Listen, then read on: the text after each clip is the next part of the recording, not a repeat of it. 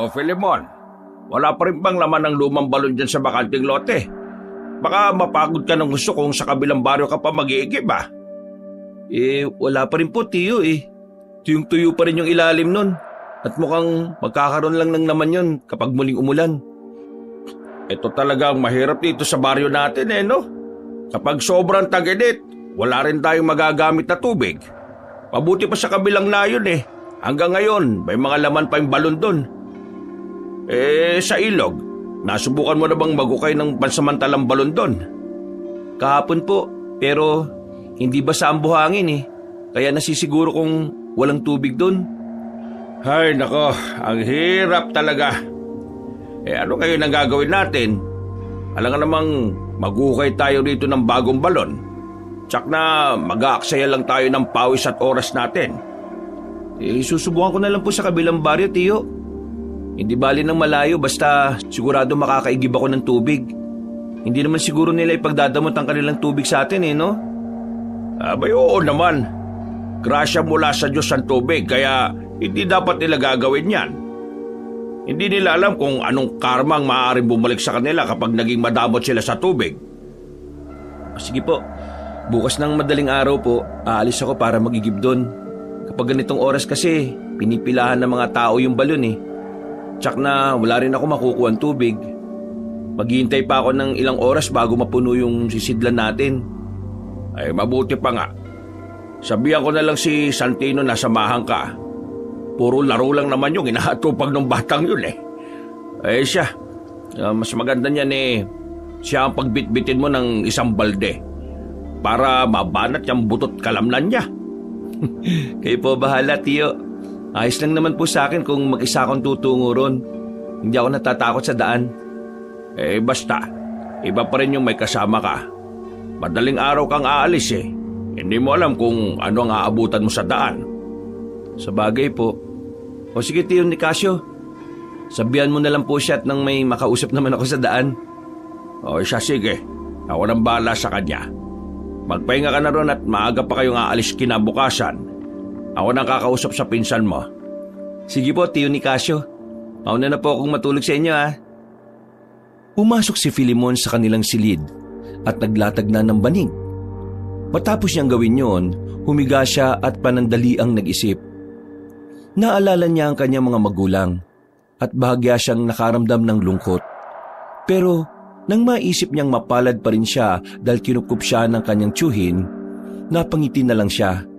Alam niyang minahal din siya ng kanyang tiyuhin na parang tunay na anak. Kaya kahit na simpleng bagay lang ay bumawi siya. Kalaunan, nakatulugan niya ang pag-iisip sa mga ganoong bagay.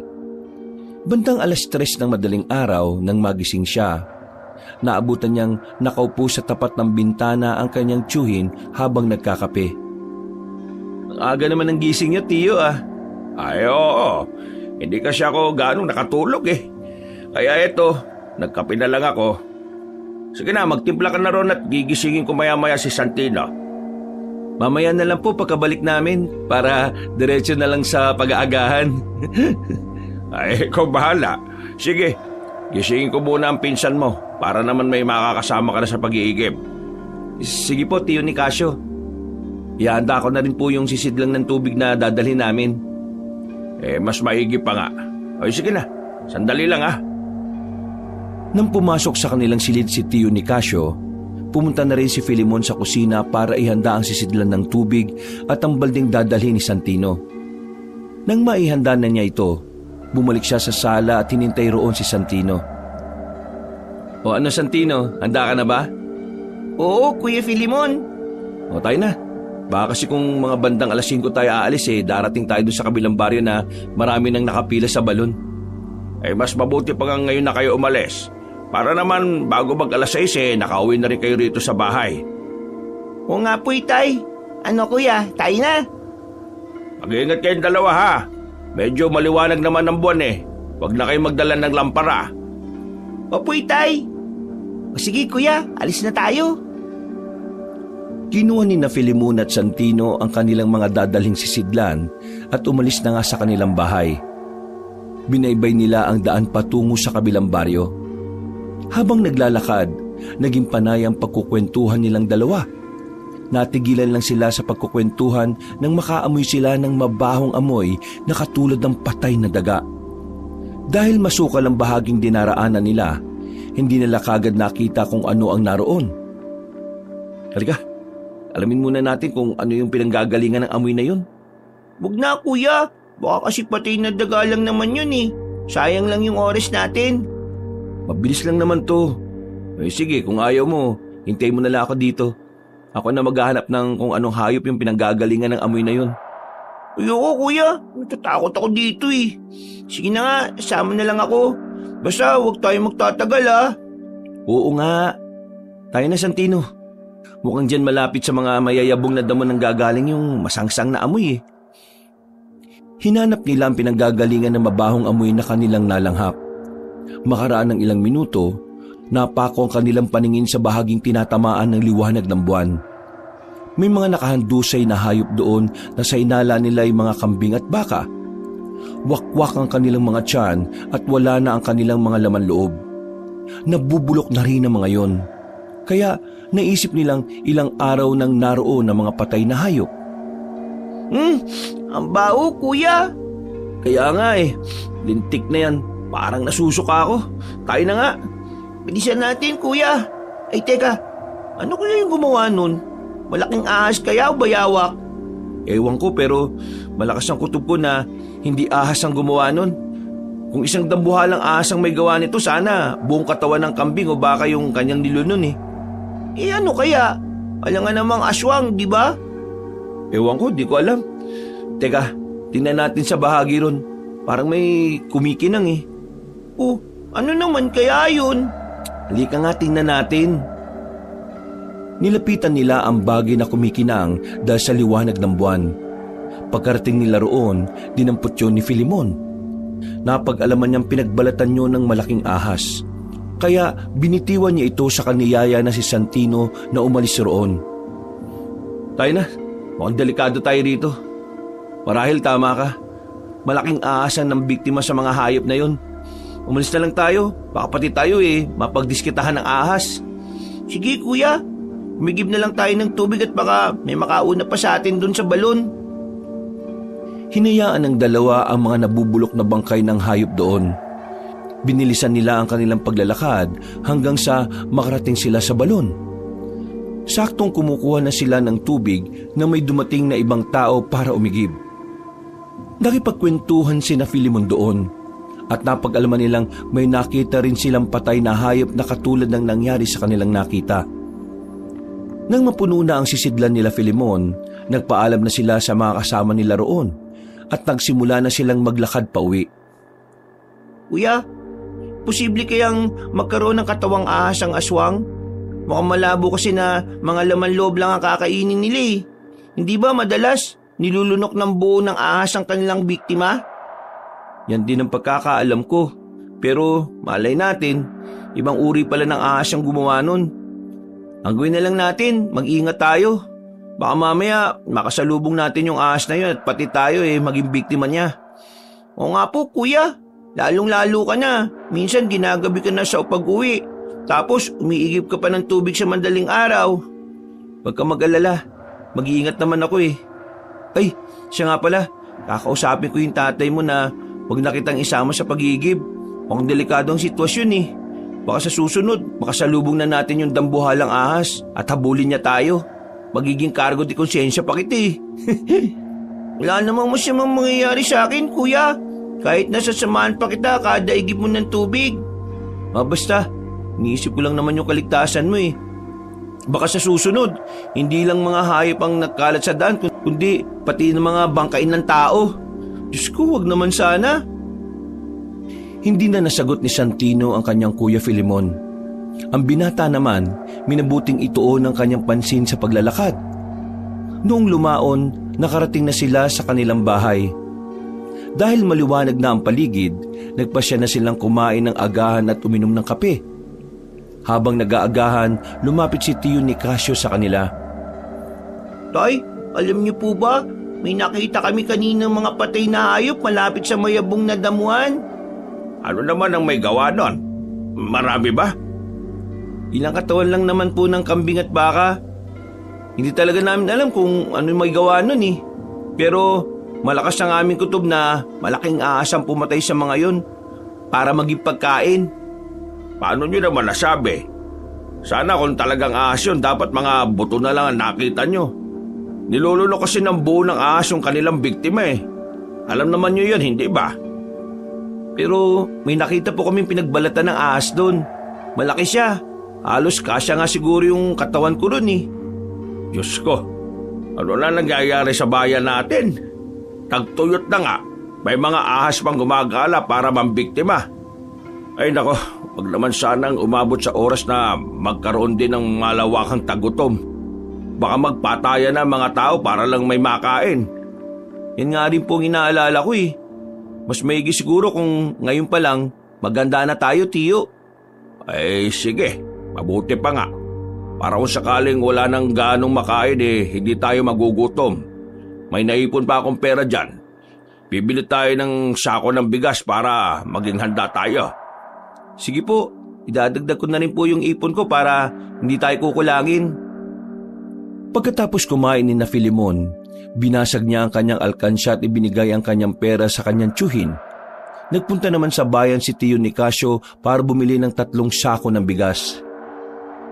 Nung sina Filemon na lang at Santino ang naiwan sa bahay, nagpasya silang isalin sa tapayan ng kanilang mga inigib na tubig at nang makapunta ulit sila sa kabilang baryo para mag-igib. Pero bago sila umalis, hinintay na muna nilang makabalik si Tiyo Nicasio. Si Filemon pa ang bumuhat ng mga sako ng bigas at inuwi sa kanilang bahay. Matapos yun, nagpahinga siya ng kaunti, saka nagpasya na silang magpaalam. Tiyo Nicasio, siguro mas mabuti kung ako na lang po mag-isang mag-iigib ng tubig. Bakit naman? May problema ba? Inaaway ka ba ng pinsan mo? Ay, hindi naman po. Naisip ko kasing delikado na panahon ngayon eh. Baka mamaya makasalubong namin yung dambuhalang ahas at baka ano pa yung mangyari sa kanya. Kung hindi ako sasama sa iyo, kuya, paano kung may mangyaring hindi maganda sa iyo sa daan? Walang tutulong sa iyo. Isa pa, kaya ko naman ang sarili ko eh. Tama si Santino. Isama mo na siya at nang may katuwang makakausap. Walang masamang mangyayari sa iyo. Malaki ang tiwala ko sa Diyos na hindi niya kayo pababayaan. Sige po, Tiyo, kung yan po ang gusto nyo. Paano? Aalis na kami ni Santino. Baka sakaling makasalok agad kami ng tubig doon at makauwi na ng mas maaga. Ay sige na, umalis na kayo. Dalhin nyo na lang yung gasera at itak. Paniguradong gagawin kayo niya sa pag-uwi. Sige po, Tiyo Nicasio. Kinuha ni Filemon sa kanilang kusina ang gasera, posporo at saka yung itak. Pagkatapos nito, ibinigay niya yon kay Santino at siya na ang bumitbit ng mga sisidlan nila ng tubig. Nagpaalam sila kay Tiyo Nicasio at agad na pumunta sa kabilang baryo. Pagdating nila sa balon, nakita nilang napakaraming nakapila roon. Minabuti nilang maghintay na lang nang sa ganon ay may madadala silang tubig sa kanilang pag-uwi. Madilim na ang paligid nang nakasalok sila ng tubig, kaya sinindihan nila ang kanilang gasera kahit na hindi pa napupuno ang kanilang mga sisidlan. Kuya, paano na to? Naabot na tayo ng dilim. Bilisan lang natin ang paglalakad ha. Baka kasi kung ano pa yung makasalubong natin eh. Mamaya, baka may nakaharang palang malaking ahas sa dadaanan natin. Sige lang, may panlaban naman tayo eh. Isa pa, di naman siguro lalabas ngayong gabi yung ahas na yun. Kapag busog sila, bumabalik sila sa kuta nila eh. At doon nagpapatunaw ng kinain nila. Lalabas na lang ulit sila kapag nagutom na. Ganun po pala yun? Oo, nabasa ko yan dati sa isang libro. Sige na, tayo na't puno na yung mga sisidlan natin ng tubig. Sige Kuya Filemon, ikaw nang mauna at mabigat yung dala mo eh. Huwag kang magalala, tataas ko na lang yung kasera para makita mo pa rin yung unahan mo. Oo, mas mabuti nga yan. Sige na, umuwi na tayo. Nung nagsimula na silang maglakad, nagpakwento si Santino kay Filemon patungkol sa kanyang mga magulang. Magiling namang nagkwento ang binata at isinalaysay niya ang lahat ng kanyang naalala patungkol sa kanyang ama't ina. Nasa kalagitnaan na sila ng kanilang paglalakad Nang makaamoy sila ng malansa, nagkatitigan sila at pareho silang nagtanong kung ano ang pinanggalingan ng amoy na yon. Yan na natin yan. Umuwi na lang tayo at paniguradong hinihintay na tayo ng tatay mo.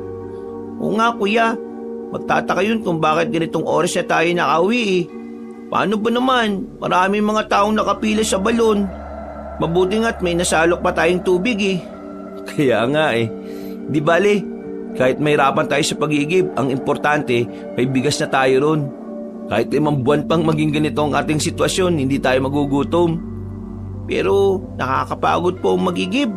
Buti sana kung merong mga agimat tayo. Tsaka na hindi tayo makakaramdam na kahit na kaunting pagod, di ba? Anong agimat ka riyan? Kalokohan. Sa mga pelikula at kwento lang yan, ano? Mas maniniwala pa ako sa mga aswang kaysa dyan eh. Pero alam mo kuya, naniniwala ako sa mga agimat na yan. May mga kinuwento kasi yung mga kaibigan ko sa akin patungkol dyan eh. Santino, basta't wala kang nakikitang patunay, huwag kang maniwala. Lahat ng mga kwentong walang pruweba, nagiging opinyon na lang yan. Eh bakit? Napatunayan mo na ba na may aswang kuya kaya naniniwala ka? Hindi nakasagot si Filimon. Ipinagpatuloy nila ang kanilang paglalakad hanggang sa makarating sila sa kasukalan kung saan nila nakita ang mga nabubulok na katawan ng mga hayop. Binilisan nila ang paglalakad para makaalis kagad doon. Nung ilang metro na ang kanilang layo, napalingon pa si Filimon. Napalunok siya ng kanyang laway nang may makita siyang nilalang na mabilis kong gumalaw. Sa hindi niya inaasahan, munti na siyang matisod. Mabuti na lang nagawa niyang ibalanse ang kanyang katawan. Bakit kuya? May problema ba? Bakit natisod ka? Halika nga rito, Santino. Lapit mo yung gasera at may gusto na ako makita. Ano yung nakausli sa dinaanan mo? Sandali kuya. Ha? Hindi. Katawan ng tao. Sariwa pa yung dugo oh. Ibig sabihin, bago lang siya pinatay. Sino kaya may gawa niyan kuya? Wakwakan siya no? Parang kinagat ng isang dambuhalang hayop. Hindi aasang may gawa nito. Paniguradong may aswang na gumagala rito sa baryo natin. Tayo na, Santino. Kailangan na natin makauwi kagad. Maging si Santino ay nataranta dahil sa kanilang nakita. Ipinasukbit na sa kanya ni Filimon ang itak at nagsimula ulit silang naglakad. Habang papalapit sa kanilang baryo, naging panay ang paglinga nila sa paligid. Ano ba nangyayari sa iyo, kuya? Hintay mo ako, uy. Saka na natin pag-usapan yan. Bilisan mo na lang yung hakbang mo. Pagka-uwi natin, sasabihin ko kaagad sa tatay mo yung nakita natin. Kailangan may pagbigay nila sa mga kabaryo natin yung tungkol dun sa bangkay. Sige kuya, mas bibisan ko pa yung pagkakbang ko para naman hindi ako ganang mahuli sa iyo. Huwag ka na rin lumingon. Mamaya, baka kung ano pa yung makita mo riyan, mahirap na. Ipinagpatuloy nila ang kanilang paglalakad hanggang sa malapit na sila makarating sa kanilang baryo. Walang ano-ano, nagulat si Filimon nang makarinig siya ng boses ng isang lalaki. Malakas ang naging pagsigaw niya para manghingi ng tulong. Dahil malapit lang naman yun sa kanilang kinaroroonan. Narinig mo naman yun, hindi ba? Parang may humihingi ng tulong. Hindi kaya yan yung kasagutan ng misteryong patayan na nangyayari dito sa atin? Anong plano mo, kuya? Halika na. Sundan na muna natin yung ingay na yon. Kung hindi man natin mailigtas yung lalaki humihingi ng tulong, baka makita natin yung pumapatay rito. Ikaw bahala, kuya. Basta, kung malalagay tayo sa alanganing sitwasyon, tumakbo na lang tayo paalis, ha? Iwan na muna natin yung mga sisidlan ng tubig. Ano ka ba? Siyempre dadalhin natin. Mamaya mapagalitan pa tayo ni Tio dahil iniwan natin to. Alam mo namang pahirap ang makaigib ng tubig, ah. Ay, oo nga pala. Makaraan ng ilang minuto, natigil ang pagsigaw ng lalaki. Dahil alam naman ni Filimon kung saan banda nanggagaling ang ingay, iniwan nila ang mga sisidlan ng tubig at binaybay nila ang pilapil para alamin kung ano ang nangyari sa lalaki. Nang matapos na silang dumaan sa pilapil, pumasok sila sa kusukalan. Dito banda tumigil yung pagsigaw ng lalaki, kaya mukhang malapit lang din siya dito. Halika, Santino, pumunta tayo sa banda ron. Sige kuya, susunod na lang ako sa iyo. Teka, Naririnig mo ba yung mga kaluskos ng tuyong dahon? Oo, kuya. Bakit? Parang ahas ang may gawa nun ah. Baka nandito yung dambuhalang ahas.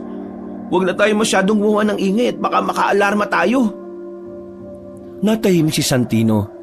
Hinalughog nila ang bahaging malapit sa kanila hanggang sa may maamoy silang malansang samyo. Alam nilang dugo yun, kaya hinanap nila ang pinanggagalingan nito. Walang ano-ano, pareho silang natigilan nang makita nila ang katawan ng isang lalaki na nakahandusay sa lupa. Duguan siya at wakwak ang tiyan. Nung lapitan nila ang tao, napatitig na lang sa isa't isa sina Filemon at Santino. Parang kinigat ng kung anong dambuhalang hayop ang tiyan ng lalaki dahil sa forma ng sugat sa kanyang tiyan. Inusisa nila ang katawan nun at napagtanto nilang wala na yung buhay. Kuya, baka hindi pa nakakalayo kung ano man yung gumawa nito si lalaki. Oo nga, kaya huwag ka nang lalayo sa akin ha, diyan ka lang. Magmatsyag ka na rin sa paligid at baka sinusugod na pala tayo. Oo kuya, itinaas ko na nga ng gusto itong gasera para mas malapad ang masasakop na liwanag nito eh. Teka, may mga buhok ng tao malapit dito sa bangkay ng lalaki ha. Mahaba at parang makakapal. Hindi ito buhok ng isang tao. At kung may buhok yung umatake sa lalaki, sigurado na hindi siya isang ahas. Ano naman yung posibleng gumawa nito kuya? Yan ang hindi ko rin alam. Iisa lang ang nasisiguro ko. Hindi taong gumawa nito at hindi rin isang ahas. Tayo na kaya kuya, ilang minuto na tayo nandito eh. Baka may magnakaw pa ng tubig na naiwan natin sa daanan. Teka, sandali lang. Huwag muna tayong umalis. Tumimik ka nga muna at magmatsyag tayo sa paligid. Sinunod ni Santino ang sinabi ni Filemon. Habang nagmamatsyag sila sa paligid, naging panay ang lingon ni Filemon. Napapasinghot na rin siya sa hangin hanggang sa may maamoy siyang malansa. Makaraan ng ilang minuto, may napansin silang bahagi roon na parang dinaanan ng isang dambuhalang ahas. Napatakbong malapit doon si Filemon at tinawag niya si Santino para lumapit doon. Nang nakalapit na ang kanyang pinsan, hiniram nito ang gasera at inilawan ng isang ugat na nakausli. May balat na nakakapit sa ugat na nakalitaw sa lupa at mukhang dito rin sa bahaging to dumaan yung dambuhalang nilalang. Sandalit, kukunin ko yung balat na ito. Sige kuya, patingin na rin kung balat ng ahas ba yan o ano. Balat ng ahas to. Pero kaibahan lang, mas makapal ito kaysa sa inaasahan ko. Parang balat ng tao na makapal eh. Ewan ko ba kuya, naguguluhan na ako. Hindi ko alam kung anong nandirito at nambibiktima. Parang hindi naman ahas yan eh. Pero bakit kung gumalaw ay katulad talaga ng isang ahas? Hindi ko rin alam kung bakit Pareho silang natigilan nung may marinig silang pagkalusko sa hindi kalayuan. Napatitig silang pareho doon.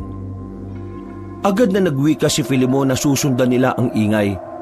At hindi naman tumutol ang kanyang pinsan. Sinundan nila ang naririnig nilang ingay hanggang sa nakalayo na sila sa katawan ng lalaki. Nasa kalagitnaan na sila ng kanilang paglalakad nang may makita silang kumikinang sa hindi kalayuan. Nung una, inakala nilang baka kung anong hayop yun. Pero nang lapitan nila, nalaman nilang pinagbalatan pala yun ng isang dambuhalang ahas. Aba, kasya pa yata yung buong katawan ko dyan ah. Subukan ko ngang isuot yan kuya. Wag na, baka mamaya may lason pa yan at kung ano pa mangyari sa'yo. Halika na, pumunta tayo sa banda ron. Doon patungo yung daanan na parang naging daanan ng ahas eh. Ikaw ang masusunod kuya, tayo na. Teka, parang papunta sa paanan ng bundok tong dinaanan ng ahas na to ah. Anong pinaplano mo ngayon kuya Filemon? Huwag mong sabihin na susundan ko yung daanang ito kahit na patungo pa ito sa bundok. Hindi ako titigil hanggat hindi ko nalalaman kung anong totoo eh. Malapit lang naman dito sa atin yun. Babalik din ako kagad. Sige na Santino, umuwi ka na sa atin at pabayaan mo na lang ako dito. Hindi kuya, sasamahan kita. Baka mamaya kung paano ka, walang mag-aalalay sa'yo. Pero baka pagalitan ka na ni Tiyo eh. Kung papagalitan niya ako, paano ka naman? Mas magagalit yun sa gagawin mo eh. Sige na, pumayag ka nang sumama ako. Kailangan mo rin na magdadala nitong gasere. Hindi na nga. Lumitaw na yung buwan sa silangan no. Basta, magkasama tayong umalis ng bahay, magkasama din tayong uuwi. Sa ayaw at sa gusto mo, sasama ako sa'yo. Ay naku, ikaw na nga bahala. Basta huwag kang magiging malikot doon ha. Mamaya, maingkanto pa tayong dalawa dahil sa kalikutan mo. Huwag kang mag-alala kuya, magpapakabait ako. O sige, tayo na. Baka makalayo pa yung gumawa ng kaluskus na narinig natin. Malapit na nating malutas ang hiwagang to. Kaya hindi na natin dapat pampalagpasin to. Dahil sa sobrang kuryosidad na magpinsan, sinundan ni na Filimon at Santino ang dinaanan ng ahas. Habang naglalakad sila, naging alerto sila sa kung anumang posibleng humarang sa kanilang daraanan. Wala naman silang ibang narinig sa loob ng gubat na yon, kung hindi ang mga huni ng kulisap. Dahil lumihina na ang pagkaluskos na kanilang narinig, nagkaroon sila ng duda na baka nakalayo na ang aswang. Gayunpaman, nagpatuloy pa rin sila sa pagsunod dito hanggang sa tuluyan na silang nakarating sa paanan ng bundok. Malayo na tayo sa baryo natin. Mukhang mahirapan na tayong makahingi ng tulong kung sakali. Huwag ka matakot. Wala namang masama mangyayari sa atin dito eh. Mag-ingat naman tayo, tsaka pagdasal na lang tayo. Sana nga Kuya Filimon, baka kasi kung huwag kang mag-isip ng negatibo. Tayo na. Mukhang malapit na tayo sa hinahanap natin. Nawala na yung pagkuluskus eh. Pero kahit papano, may mga damo namang nakahiga. Kaya malalaman pa rin natin na naging daanan yun ng hayop. Ayun kuya, mukhang doon banda dumaan yung sinusundan natin. Sandali, makiramdam muna tayo. Parang may naririnig akong nag-uusap eh. Baka ibang tao to. Ano kaya kung yan na muna yung tingnan natin? Panigurado malapit na sila rito. Pwede rin naman. Tayo na. Baka mamaya nasa panganib na rin pala sila. Kailangan nila ng tulong natin. Ihanda ko na lang tong itak para kung sakaling may aatake talaga, may panlaban tayo. Sige Kuya Filimon, mas mabuti pa nga. Hinalugog nila ang buong gubat doon. Dahil nasa paanan sila ng bundok at maraming mga ligaw na mababangis na hayop, naging maingat ang magpinsan sa kanilang paglalakad. Nasa kalagitnaan na sila ng kanilang paghahanap sa nagkukwentuhan nang may makita silang bato roon na halos kasing laki ng kanilang bahay. Pareho silang kinutuban na doon nagmumula ang pag-uusap, kaya marahan silang tumakbo palapit sa bahaging yon. Patayin mo na yung gasera para hindi tayo mahalata. Tumatama na rin naman dito yung liwanag ng buwan eh. Sige kuya, gagawin ko yan. Maging alerto ka rin ha. Hindi natin alam kung ano nandyan. Baka mamaya, mga aswang pala yung nag-uusap sa likod ng malaking bato na yan. Habang papalapit sila roon, napansin nilang garalgal ang boses ng mga nag-uusap. Nakaamoy na rin sila ng kakaibang lansa at parang sobra pa yun sa amoy ng isang ahas. Sinubukan nilang tingnan ang anino ng mga naroroon, pero parehong nagtaka sina Filimon at Santino nang makita nilang parang may dalawang anino ang malaking sanga na naroon. Nung tuluyan na silang nakalapit sa likuran ng malaking bato, narinig nila ang pag-uusap ng mga naroon. Sinabi ko naman sa iyo eh, na huwag sa pinakamalapit sa baryo. Alam nga naman pupunta ako sa mga kabilang probinsya. Marami naman pagkain dito. At parang wala nga silang pakialam dun eh. Kahit na, inisip mo na lang sana yung kaligtasan natin. Mamaya, pati mga magiging anak natin eh, baka mapahamak dahil sa ginawa mo. Huwag mo na nga akong sisihin. Pareho naman tayong nabubusog ah. Natatakot lang ako para sa ating dalawa. Hindi ko kaya kung may mangyaring masama sa'yo. Tayo na lang ang natitira sa lahi natin at kailangan hindi natin sila biguin. Hindi mangyayari yan. Hanggat may pagkain tayo, hindi tayo manghihina. Mas madali tayo makakapagparami. Hindi na nga ako makapaghintay na mapipisa yung itlog ko na nasa kabilang bahagi ng bundok na to. Basta. Kailangan pa rin natin mag-ingat. Mamaya baka may mga tao tayo makaharap na meron palang kakayahan na labanan tayo. Oo na Romulo. Busog pa naman tayo, hindi ba? Magpalimig na muna tayo at hintayin natin mapisa yung isang anak natin. Kapag nangyari yun, mahihirapan ng mga tao na patayin tayo. Tama ka riyan, Hernanda. Sige na, magbilad na lang muna tayo sa liwanag ng buwan para mas maging malakas tayo. Nang makarinig na sina Filimon at Santino ng pagkaluskos na papalayo, nagkaroon sila ng lakas ng loob para silipin at alamin kung sino sina Hernanda at Romulo. Pagkasilip nila roon, parehong napako ang magpinsan sa kanilang pwesto. Hindi nila inakala na ang kanilang masasaksihan ay higit pa sa kanilang iniisip. Nakita nila ang dalawang nilalang na papalayo sa malaking bato. Parehong may katawan ng ahas sa mga yon. May mga kamay sila at isa sa kanila ay may mahabang buhok. Nagkatitigan na lang ang magpinsan dahil sa kanilang nakita. Walang ano-ano, tumigil ang nilalang na may mahabang buhok. Lumingon siya sa kanilang pinanggalingan at napasinghot sa ere. Hindi sila ahas, hindi rin sila mga tao. Ano kaya mga yan, kuya? Hindi ko rin alam eh. Iisa lang ang nasisiguro ko. Napansin na nila tayo at pareho tayo nanganganib. Ano pang iniintay mo? Tayo na! Tumakbo na tayo pa uwi! Sige kuya, kailangan hindi nila tayo mapansin. Kapag nangyari yon, hindi na tayo makakauwi ng buhay. Huwag ka muna mag-isip ng ganyan. Kapag nakalis tayo dito at makalabas na tayo sa gubat, sisigaw tayo para makahingi ng tulong. Kuya Filemon, may mga kaluskos na papalapit sa atin dito. Mukhang silang dalawa na yon.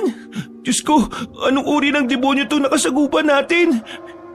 Ayaw ko pa sanang maniwala pero base sa narinig natin, sigurado mga aswang sila. Nakakatakot na uri ng aswang. Kaya kailangan natin makalis dito. Hindi dapat nila tayo maulit maging pagkain. Binilisan nila ang kanilang pagtakbo. Lalo pat alam nilang hinahabol sila ng mga nilalang na yon. Para hindi sila madaling mahuli, tinakbo nila ng paekis-ekis ang daan. Nasa kalagitnaan sila ng kanilang pagtakbo nang matigilan si Santino. Oh, may problema ba? Bakit na biglang tumigil? Napagod ako, kuya. Pakiramdam ko, sasabog ang puso ko. Ang sakit.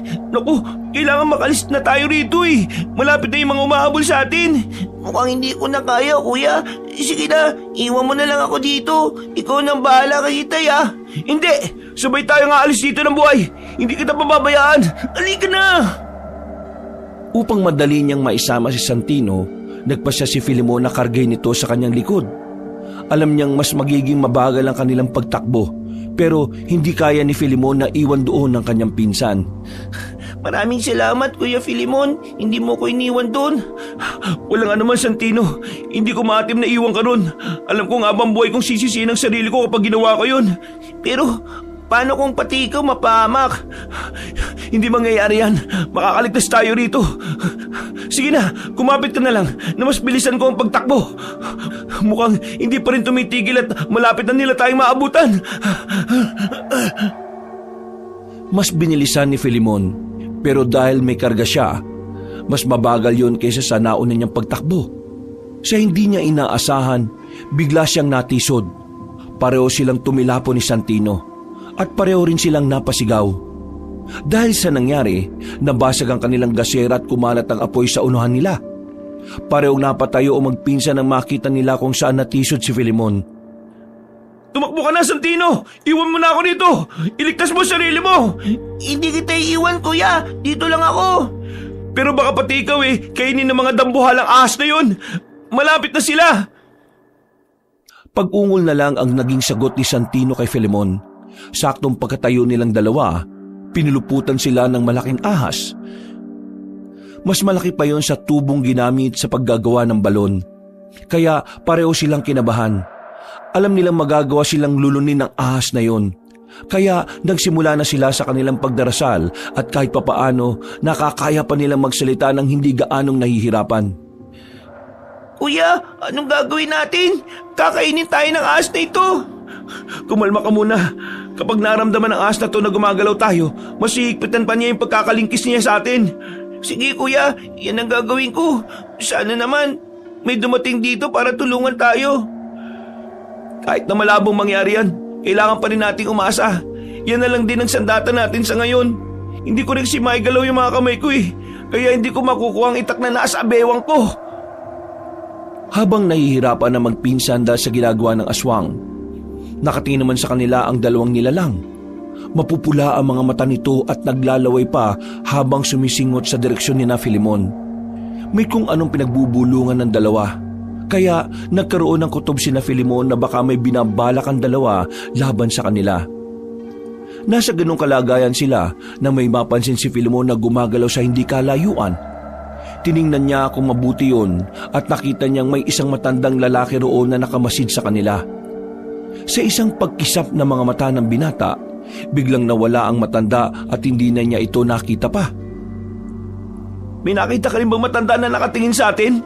Matanda? Saan banda, kuya? Wala naman ah. Dito malapit sa puno. Nakamasid lang dito sa atin.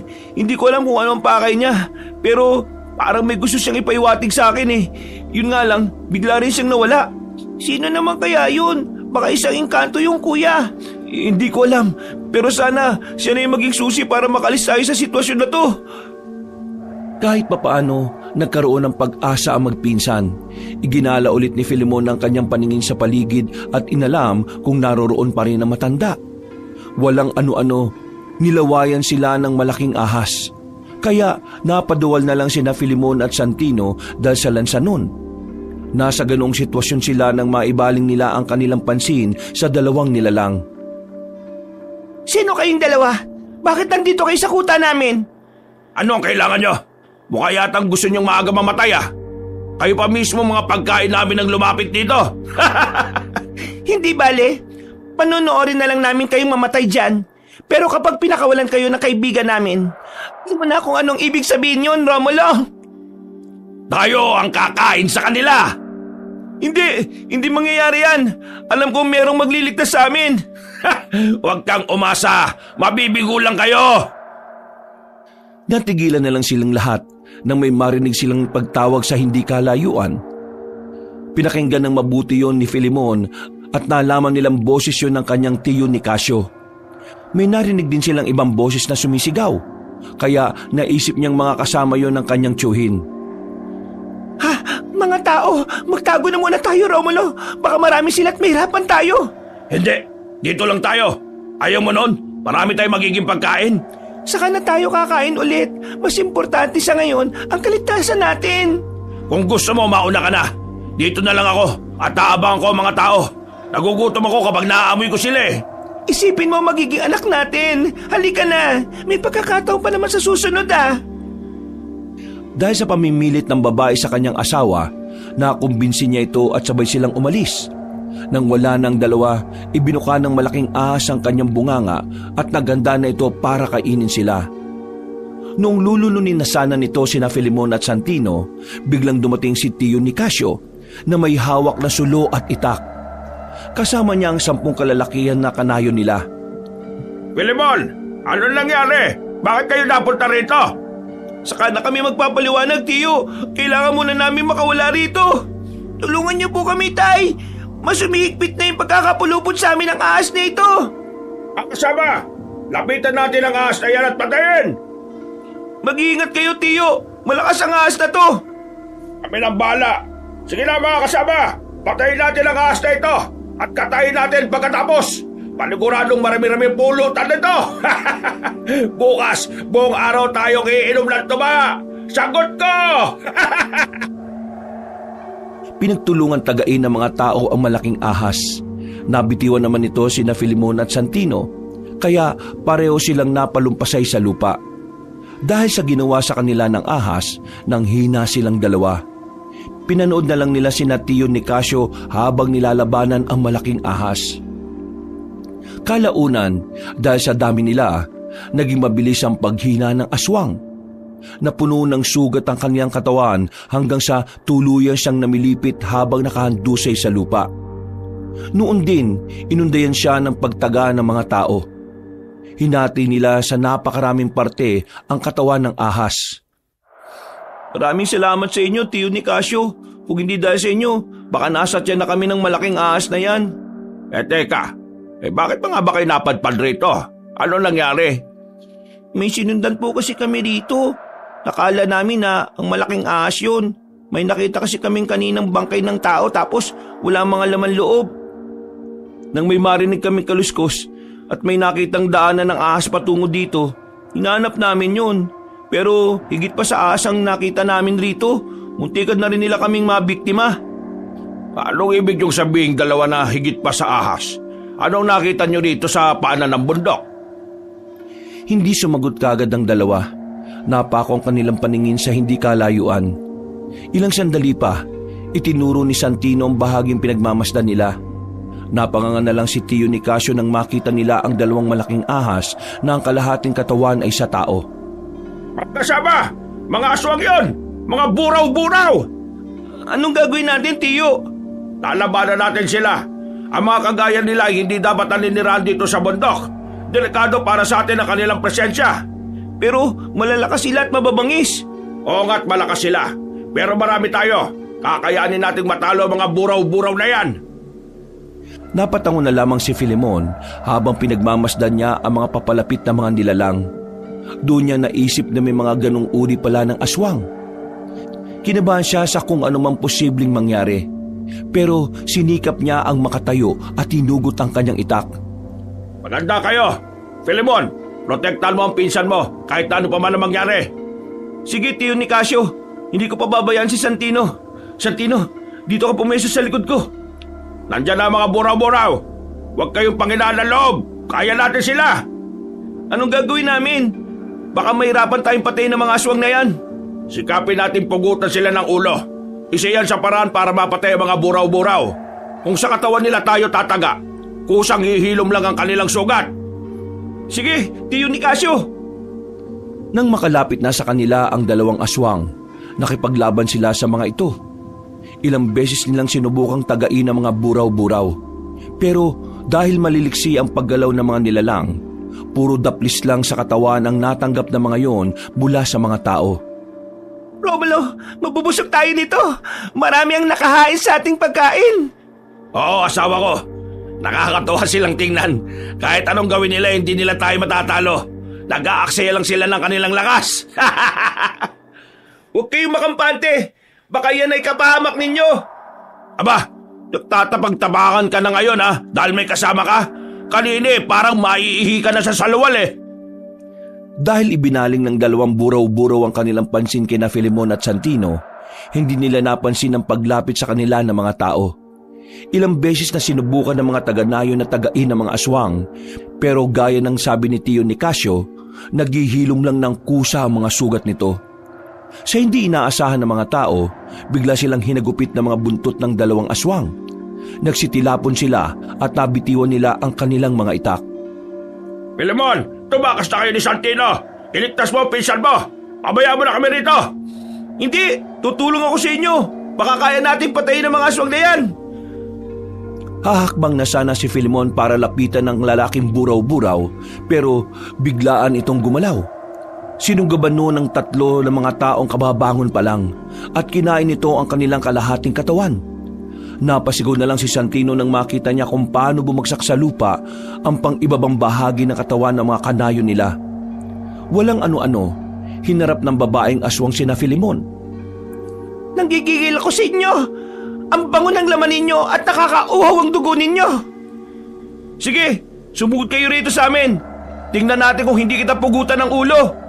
Bago mo pa magawa yan, papatayin muna kita, babaeng aswang. Bumuelo si Tio Nicasio saka lumundag. Alam ni Filemon na balak ng kanyang tiyuhin na pugutan ng ulo ang nasabing buraw-buraw, kaya sumugod na rin siya para makuha niya ang atensyon ng aswang. Napangisi lang ang nilalang nang makita niyang tatagain siya ng binata. Sa halip na si Filemon ang bibigyan niya ng pansin, napalingon siya kay Tio Nicasio. Gumanga ito at binalak sanang lapain ang tiyuhin ni Filemon.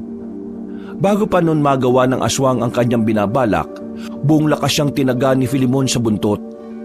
Napaangil na lang ang nilalang at napangisi rin ang binata nang makita niyang malalim ang naging sugat ng aswang. Ninungon siya ng buraw-buraw. Bago pa man makaatras si Filemon, hinambalos na siya ng buntot nito. Napamurang binata at dahil sa lakas ng pagkakatilapon niya, nabitawan niya ang kanyang itak. Napatitig siya sa mga tao at nanlumo siya nang makitang halos lahat sa kanila ay nakahandusay na sa lupa at wala ng buhay. Tio Nicasio, mag-iingat kayo! Iilan na lang tayo natitira rito! Santino, puntahan mo ang pinsan mo at umalis na kayo rito bago pa mahuli ang lahat! Paano kayo, Tay?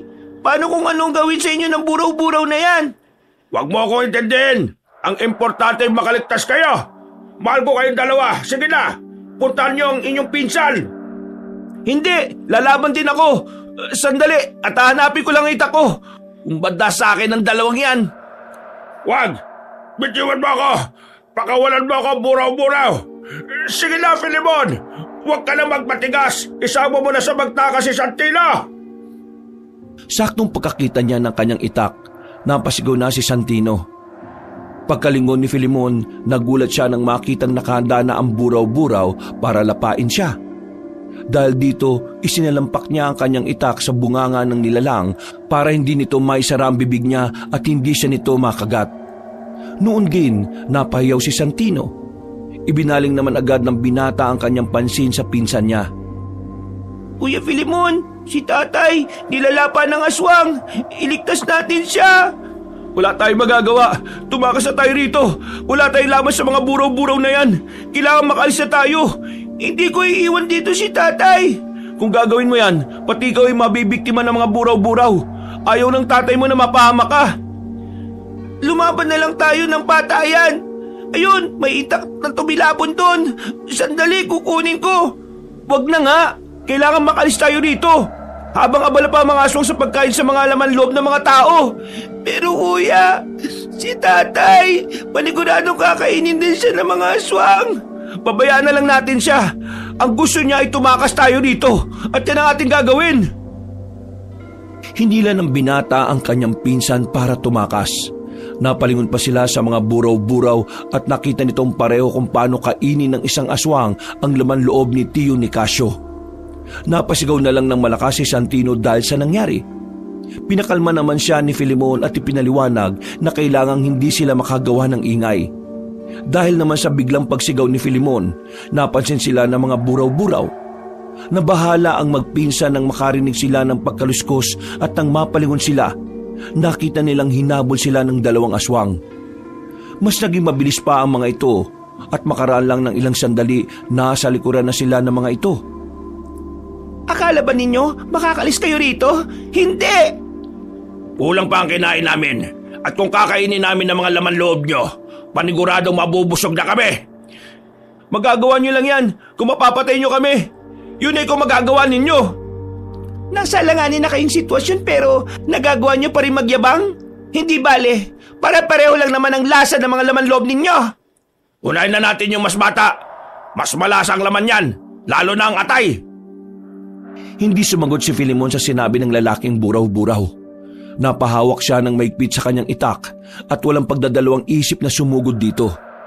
Napaangil naman ng dalawang aswang dahil sa ginawa ng binata.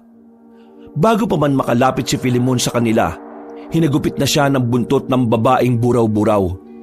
Tinamaan pati si Santino, kaya pareho silang tumilapon at tumama sa bahagi kung saan merong mga tinik na kawayan. Ayos ka lang ba, Santino? Walang niya, lahat yata ng parte ng katawan ko, natinik ka ng kawayan. Ako rin, anong gagawin natin? Baka hindi na tayo makaligtas sa mga aswang na yan. Bahala na, gagawin natin ang lahat ng ating makakaya para makalis dito. Sandali, tutulungan kita makabangon dyan. Kukunin ko lang tong iilang tinik na nasa balat ko. Kaya ko na to, kuya. Magagawa ko naman. Ha? Natigilan si Santino. Namilog ang kanyang mga mata at sumenya siya kay Filemon. Nagtaka naman ng binata kaya tumingin siya sa bahagi kung saan sumenyas ang kanyang pinsan. Namulagat din ang kanyang mga mata nang makita niyang naroon ang dalawang buraw-buraw at nakangisi sa kanila habang naglalaway. Inakala ba ninyong dalawa na makakalis kayo ng buhay dito sa paanan ng bundok? Mga kampo kayo ni Satanas! Pinatay niyo mga kanayo namin, pati na si Tio Nicasio! Wala kaming pakialam. Ang importante, nabusog kami at nagkaroon kami ng sabat na lakas. Alam kong darating ang araw na may makakatapat din kayo. Mapatay man ninyo kaming dalawa. Pero kapag dumating ang panahon na naisilang na ang papatay sa inyo, mararanasan din ninyo ang ginawa niyo sa mga biktima ninyo. Bago mangyari ang sinasabi mo, ubus na ang mga tao dito sa buong bayan at mananatiling salita na lang ang mga binanggit mo. Pagkawika ng babaeng aswang, humanda sila para atakihin sina Filemon. Sumenyas naman ang binata sa kanyang pinsan na kumuha ng dulong bahagi ng kawayan na makakaya niya at merong maraming tinik. Napatungo naman si Santino. Pagkaraan ng ilang sandali, sinubukan silang sunggaban ng dalawang buraw-buraw. Pagkagat ng aswang kay Filemon, agad niya itong pinalo gamit ang matinik na dulo ng kawayan. Tinamaan ang buraw-buraw at nagawa siya nitong bitiwan. Nang makita naman ng binata na nahihirapan ng kanyang pinsan, dumampot siya ng bato at binato ang aswang. Nabitiwan noon si Santino, kaya gumapang agad sila para makaalis sa bahaging yon. Saktong pagkalabas nila, aatakin sana ulit sila ng mga buraw-buraw, pero biglang natigilan ng mga buraw-buraw at napatitig sa bandang likuran ni na Filemon. Nagulat naman ang magpinsan, pero bago pa sila makapagsalita, binalot sila ng makapal na usok. Anong nangyari? Anong gagawin mo sa amin? Kumalma lang kayo. Huwag kayong matakot. Nandito ako para tulungan kayo. Ang mga buraw-buraw, baka nasa paligid pa natin sila. Baka muli silang sumugod sa atin. Teka, sino ka ba? Ako si Tandandoro. Isa kong ermitanyong nakatira sa bundok. Huwag kayo matakot. Nailigtas ko na kayo mula sa mga buraw-buraw. Mabuti na lang talaga't nagawa ko kayong abutan. Nasaan na sila? Bakit naglaho sila at napuno ng usok ang paligid? Hindi sila nawala. Ang katotohanan, tayong nawala sa kanilang paningin. Ang nakita niyong usok kanina ay epekto ng aking sinambit na orasyong tagabulag. Kung hindi ko ginawa yon, baka inatake nila kagad tayo. Kaya ba bigla silang natigilan? Oo, siguro nagulat sila dahil nawala kayo sa kanilang harapan. Tayo na, habang hindi pa nawawala ang pisa ng aking tagabulag. Saan po tayo pupunta ngayon, Tandandoro? Oo nga po, paniguradong hanapin kami ng mga buraw-buraw na yun. Teka, si tatay nga pala, may pag-asa pa bang makuha namin ng bangkay niya? Dadaling ko kayo sa aking kuweba. Doon, ligtas kayong dalawa. Huwag na ninyong naisin pang balikan yon. Mapapahamak lang kayo at baka mahuli pa kayo ng mga aswang. Matalas ang kanilang pang-amoy. Ang importante sa ngayon, Santino, ligtas na tayo. Ay, siya nga po pala, Tandandoro. Ako po si Filemon. Ako naman po si Santino. Paano ba kayo napunta rito? Alam ba ninyo na delikadong lugar na ito?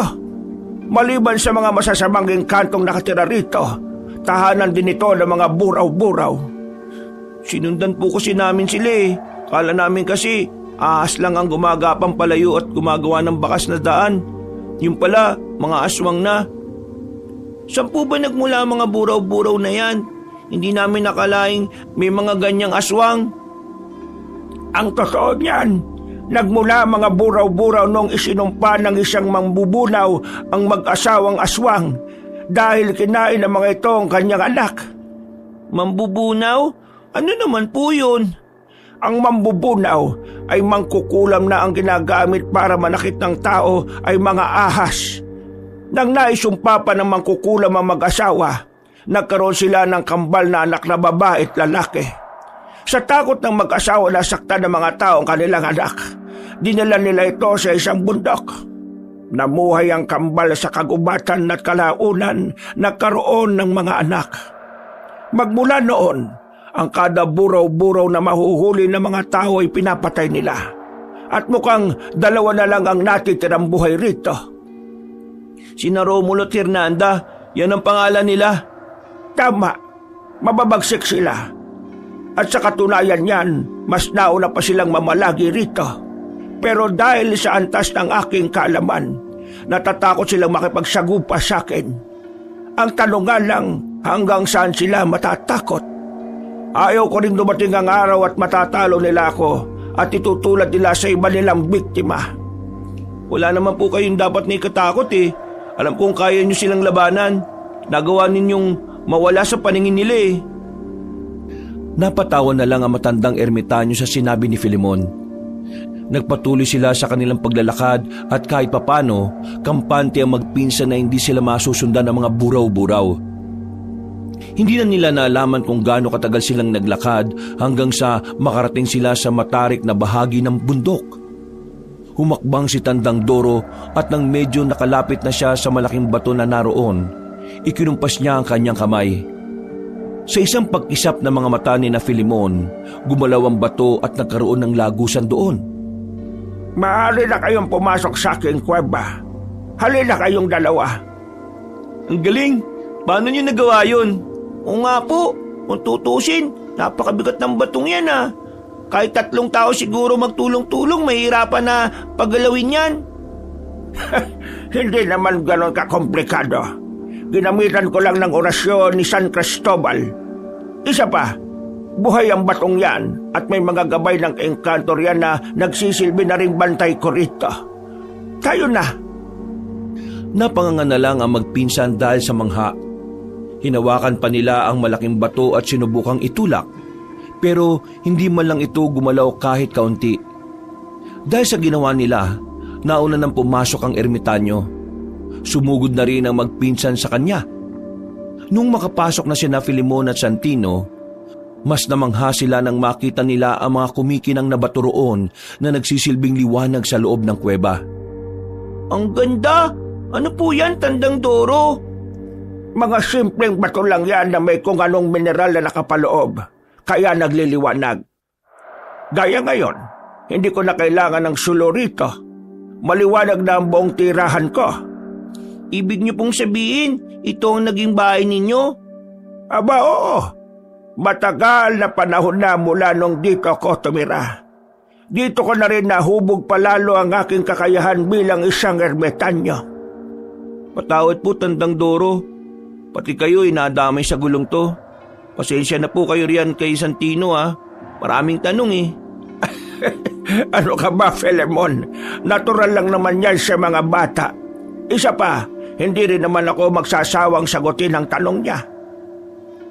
Nakipagkwentuhan si Santino kay Tandang Doro hanggang sa lumaon, nakatulog na siya sa hita ng binata. Hinayaan na muna siya ni Filemon at nang sina Tandang Doro na lang at Filemon ang natitirang gising. Alam mo, Filemon, marami na ang nagtangkang patayin ng mag-asawang buraw-buraw na yan. Pero lahat sila ay nangamatay. Ewan ko nga ba, mukhang mga 30 taon lang nakakaraan. Bakit po nabigo sila? Hindi ba nila alam ang patungkol sa pagpugot ng ulo ng buraw-buraw? Siguro alam din nila. Pero baka hindi sapat ang kanilang kakayahan para pugutan ng ulo ang mga aswang na yon. Maliliksi sila. At kung mas mabagal kang gumalaw kaysa sa normal na paggalaw ng tao, magiging pagkain ka lang nila. Bakit po lumabas ulit yung mga yun? Sa 25 taon ko sa mundong ito, ngayon ko lang talaga sila narinig at nakasagupa. Matagal na silang nandito. Pero sa ibang lugar sila nang bibiktima. Baka nagkataon lang na wala silang naramdamang banta sa mga liblib na nayon dito kaya naisipan nilang dito manalasa.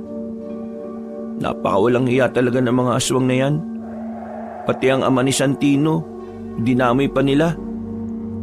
Ikinalulungkot ko nangyari sa kanya. Napakalupit talaga ng mga buraw-buraw na yan. Wala silang awa kung pumatay. Balang araw, makakaharap din nila ang kanilang katapat. Kapag nangyari yun, wala nang matitirang lahi ang mga... Teka, may narinig ako patungkol sa itlog ng buraw-buraw. Nayon sa kanila malapit na mapisa. Isa pa yan sa inaalala ko. Kung kaya ko lang sanang labanan ng harapan ng mga aswang na yan, hindi ako magdadalawang isip na ubusin sila. Bakit hindi po ninyo hinanap yung tao na posible makapatay sa mga aswang na buraw-buraw? Sa totoo lang, nahanap ko na. Kailangan ko lang siyang sanayin para mas maging magaling sa pakikipaglaban. Kung ganun po, puntahan natin siya. Nakahanda rin naman akong tumulong kung sakali Hindi na kailangan, Filemon. Ano pong ibig niyong sabihin, Tandang Doro? Hindi ko na siya kailangang panghanapin dahil kasama ko na siya ngayon. At ikaw yon, Filemon. Ako? Paano po naging ako ang hinahanap niyo? Nararamdaman ko ang kabutihan mo at ang kagustuhan mong ipagtanggol ang mga naaapi. Alam kong biglaan ang pagsabi ko sa iyo nito pero kung hindi ka pa handa, maghihintay na lang ako. Hindi naman po sa ganon.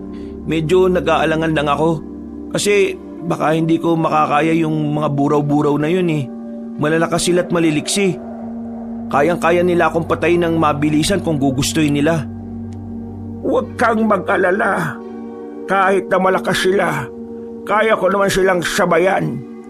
Sandali lang at may kukunin lang ako sa supot ko. Ano ba yan, Tandang Doro? Ito ang mutyang kuko ng isang dambuhalang ahas. Sa aking palagay, malapit nang mag-100 taon ang edad ng ahas na pinagkulan nito. Nahuli ito ng mga katutubo at pinagpasapasa nila ang kukong ito hanggang sa makarating na sa akin. Ididikit mo lang yan sa pusod mo at itatali. Paniguradong makakaroon ka ng karagdagang lakas at liksi na kagaya ng isang ahas. Hindi ka rin madaling dapuan ng sakit hanggang nasa sayo ito. Hindi ko po siguro matatanggap yan. Hindi ako karapat-dapat sa mutya ng kuko ng isang dambuhalang ahas, Tandang Doro. Paano mo naman nasabi? Hindi ang kahit na sinong makakapagdikta kung sino ang karapat-dapat para sa isang mutya. Ang Diyos lang ang nakakaalam. Kaya, sige na, tanggapin mo na ito. Magagamit mo ito kapag nakasagupa mo na mga buraw-buraw na yon. Sige nga po, kukunin ko na yan. Maraming salamat po, Tandang Doro. Walang anuman. Teka, ito pala ang pantali na pwede mong magamit. Idikit mo na yan sa iyong pusod. Sige po, gagawin ko yan ngayon mismo. Bukas, kung handa ka na, magsasanay tayo para mapagandaan mo ang mga buraw-buraw. Pero sa ngayon, mas maigi kung pakiramdaman mo muna ang mutya mo. Opo, Tandang Doro. Parang may kuryente na nga pong dumadaloy sa buong katawan ko eh. Parang inaantok ako. Kahit anong oras po, pwede ako magsanay. Ang inaalala ko lang ay yung pinsan ko. Walang magbabantay sa kanya eh. Natural lang yan dahil naninibago ka. Bukas paggising mo, mapapansin mong madadagdagan ang lakas mo. At dito sa pinsan mo, pwede natin siyang patulugin na lang hanggang sa matapos ang pagsasanay mo. Po? Bakit po? Matagal bang magiging pagsasanay ko? Hindi ko alam. Pero base sa estadong pisikal at espiritual mo, mukhang mabilis kang matututo. Kaya, tsak na hindi aabutin ng 3 buwan ang iyong pagsasanay. Napalunok na lang ng kanyang laway si Filemon. Dahil nakaramdam siya ng antok, nagpasya na rin siyang matulog noon. Agad siyang nakaidlip dahil sa matinding pagod at hindi na niya naisip pa ang patungkol sa nangyaring pag-atake sa kanila ng mga buraw-buraw. Kinabukasan, paggising niya ay nanatili pa ring tulog si Santino. Naisip ni Filemon ang patungkol sa sinabi ng ermitanyo sa kanya. Kaya marahan na lang niyang pinahiga sa sahig ng yungib ang bata. Nang tumayo siya, nakita niya si Tandang Doro na naghahasa ng isang patalim. Nilapitan niyo ni Filemon at tinanong kung may ginawa na ba ang matanda kay Santino na tinanguan naman ito. Ano, Filemon? Handa ka na bang magsanay?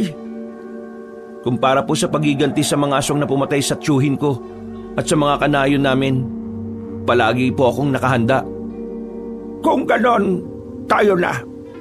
Iwan na muna natin dito ang iyong pinsan. Paano po si Santino? Baka po kung mapano siya rito. Walang masamang mangyayari sa kanya rito. Babantayan siya ng mga elementong nakatira sa batong nakatakip sa bukana ng kuweba. Teka, saan po tayong pupunta para magsanay? Dadaling kita sa lugar kung saan ako sinanay ng aking maestro. Mas madali kang matututo ron. Kung ganun, tayo na po. Maaari na tayong umalis. Sige, kunin mo pala itong punyal. Ito ang gagamitin mo sa pagpugot ng ulo ng mga buraw-buraw.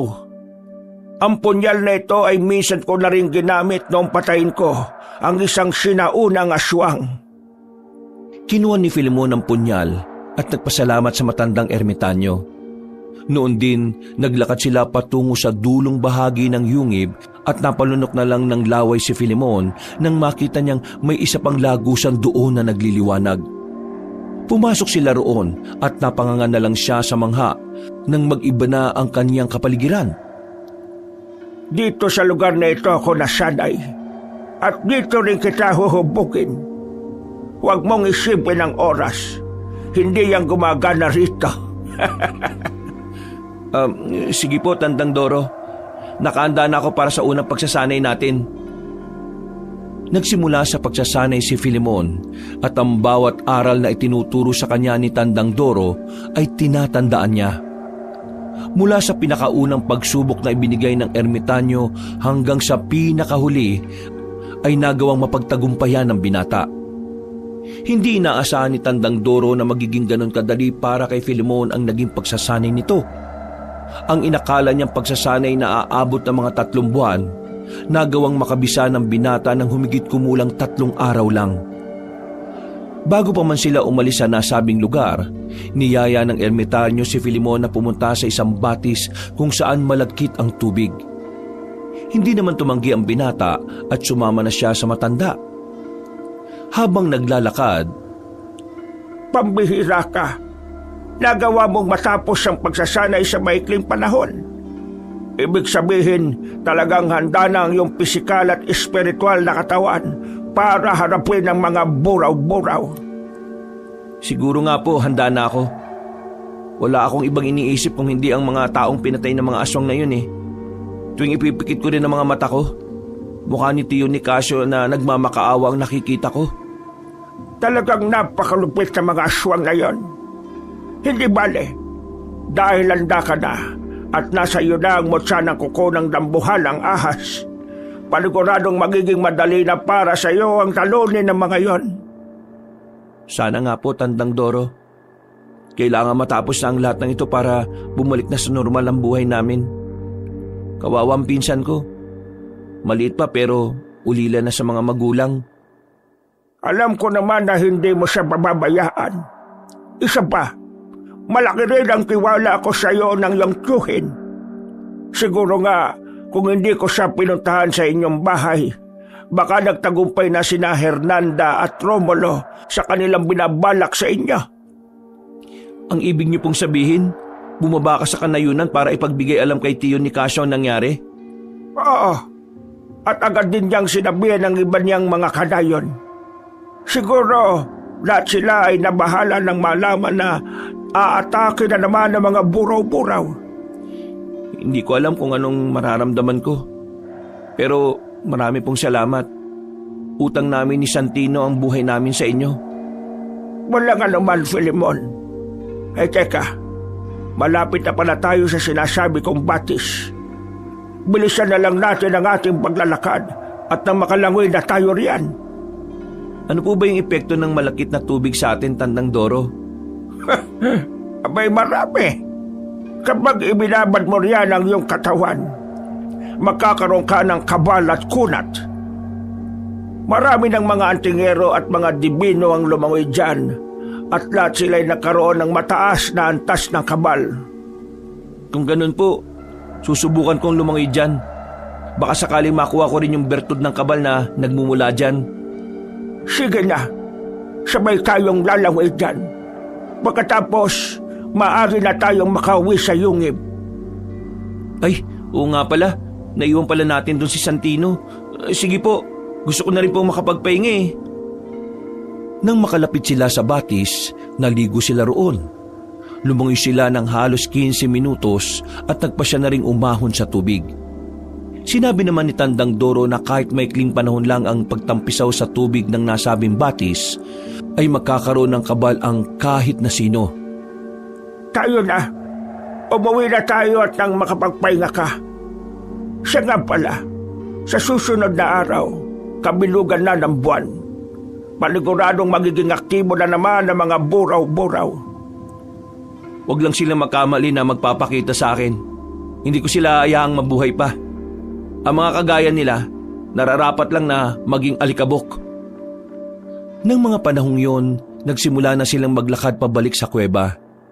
Nung may makita silang liwanag sa hindi kalayuan, mas lalo pa nilang binilisan ang kanilang paghakbang hanggang sa makarating na sila sa tapat nito. Pumasok ka na sa lagusan para makabalik na tayo sa kuweba. Kailangan na nating kisingin ang iyong pinsan. Napatango na lang si Filimon saka naunang pumasok doon. Nang makapasok na rin si Tandang Doro, para silang hinigop nito. Makalipas lang ang ilang minuto, lumusot sila sa loob ng kuweba. Naabutan nila si Santino na himbing pa rin sa pagtulog. Kaya napatawa na lang silang pareho. Umalis kang walang alam sa pakikipaglaban at maging sa espiritual. Pero babalik kang mahusay at biyasada sa pakikipaglaban. Maraming salamat, Tandang Doro. Utang ko sa inyo ang lahat ng ito. Huwag kayong mag-alala. Gagampanan ko ng maayos ang kung anumang tungkulin na nakaata sa akin. Maraming salamat din at nakahanda kang gawin ang mga bagay na alam ko sa aking sarili na hindi ko na kaya. Masaya po ko kung mapapatay ko ang mga aswang na yon. Dinala nila ang takot sa aming baryo. At sigurado, ngayong laganap na ang balita patungkol sa kanila, ang bawat magulang ay nababahala na sa kaligtasan ng kanilang mga anak. Huwag lang sanang umabot na magaya kay Santino, mga bata. Alam kong hindi mangyayari ang pinapangambahan mo. Bago pa man magawa ng mga buraw-buraw ang iniisip mo, napatay mo na silang dalawa. Sana nga po. Gabayan din ako sana ng Diyos sa misyong kong ito, Tandang Doro. Pagkatapos ng kanilang maikling pagkukwentuhan, inurasyon na ng matanda si Santino para magising ito. Panandalian ding nagpaalam si Tandang Doro para kumuha ng kanilang makakain. Nung wala nang matanda, ikinuwento ni Filimon sa kanyang pinsan ang nangyari. Sinabi na rin ng binata na pinatulog ng ermitanyo ang bata ng ilang araw. Namangha naman si Santino at sinabi na nakahanda siyang tumulong sa binata sa pagpatay sa mga buraw-buraw. Makaraan ng humigit kumulang 30 minuto, nakabalik na ang ermitanyo. May dala itong prutas at pinagsaluhan nila yon. Pagkatapos kumain, nakaramdam na matinding pagod ang binata. Dahil dito, buong araw siyang natulog. Nagising na lang siya nang yugyugin siya ni Tandang Doro at paalalahan ng kabilugan ng buwan noong gabing yon. May nakita akong mga tao dito sa gubat. Palagay ko, mga dayo lang sila at naisipan na magpalipas ng gabi rito. Ano pong kailangan nating gawin? Magbantay lang tayo sa paligid. Gaya nga ng sabi ko, matalas ang pangamoy ng mga buraw-buraw. Maamoy talaga nila ang mga dayong yan. Sige po, magbabantay ako sa paligid. Para kung lalabas sa mga buraw-buraw para umatake, mapoprotektahan natin ang mga dayo. Kailangan hindi na madagdagan pa ang mga naging biktima ng mga aswang na yon. Sasama po ako. Ayoko maiwan dito sa kuweba. Ikaw ang bahala, Santino. Pero kinakailangang mag-ingat ka. Teka. Bibigyan kita ng bato mo. Para naman may pangontra ka sa mga masasamang elementong gumagala rito sa bundok. Naku, maraming salamat po, Tandang Doro. Saktong pagkabigay ng matandang ermitanyo ng bato mo kay Santino, nakarinig sila ng malakas na sigawan. Alam nilang hindi madaling makapasok ang kung anumang ingay sa loob ng kuweba. Pero ng mga panahon na yon, dinig nila ang paghingi ng tulong ng mga tao. Dahil walang panlaban si Santino, binigyan na rin siya ng patalim ng ermitanyo. Mukhang nagsisimula na mga aswang. Tayo na talamin natin kung ano ang nangyari. Kinakailangang mailigtas natin ang mga dayo bago pa man sila magawang biktimahin ng mga buraw-buraw. Nakahanda na po kami, Tandang Doro. Tayo na po. Mukhang nakakagulo na sila. Siguradong nakita na nila yung mga asawang buraw-buraw. Mag-iingat kayo. Huwag niyo nga hayaan na magkaroon ng pagkakataon ng mga buraw-buraw na biktimahin kayo. Noon din, lumabas sila at hinalughog ang gubat doon. Hinanap nila ang kinaroroonan ng mga tao, pero hindi nila makita ang mga ito. Ayon naman sa ermitanyo, malamang daw na nagsitakbuhan na mga yon. 3 sila at siguradong nagsitaka sila para makaligtas sa mga buraw-buraw. Pero alam naman nating hahabulin pa rin sila kahit saan sila magpunti. Yun na nga ang problema. Kaya kailangan natin silang mahanap at ang magawa natin silang protektahan.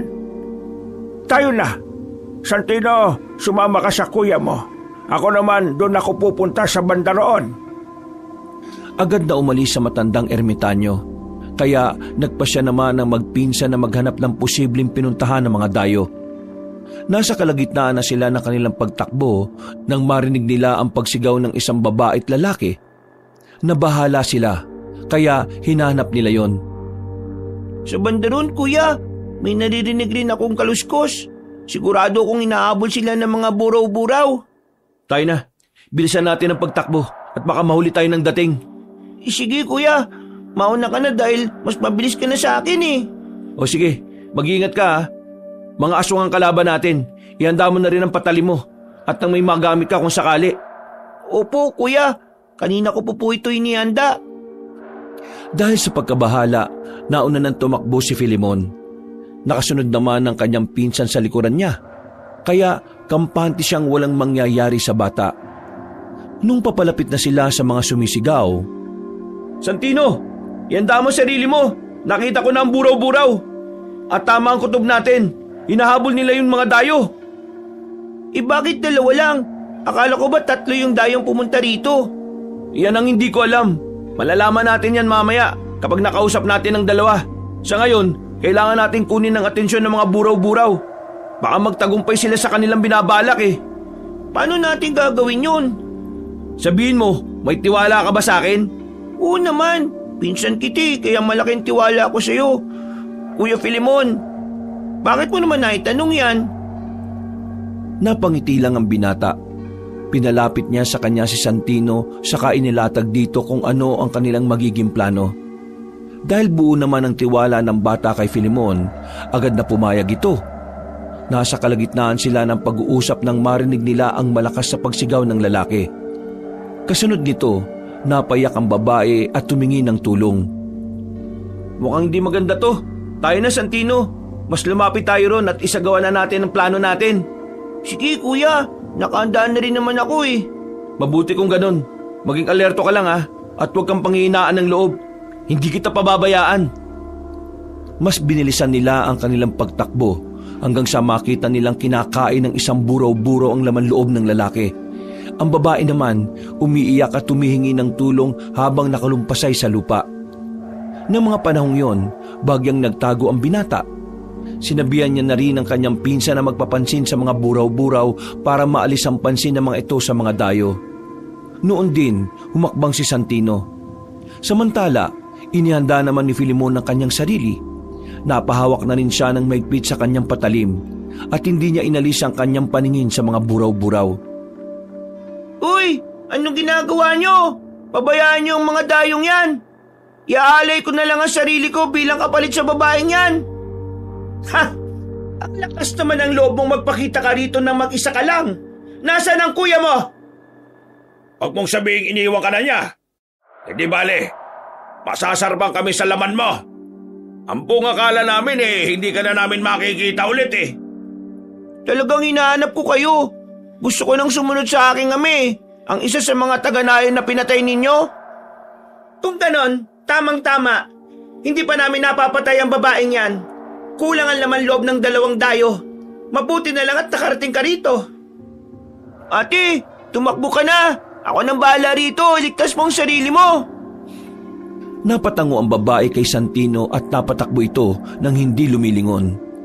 Nang wala na ang babae, napaangil ang 2 buraw-buraw. Humarap sila kay Santino at iginalo nila ang kanilang buntot. Habang nasa ganoong sitwasyon, maingat namang umikot si Filemon patungo sa bandang likuran ng mga aswang.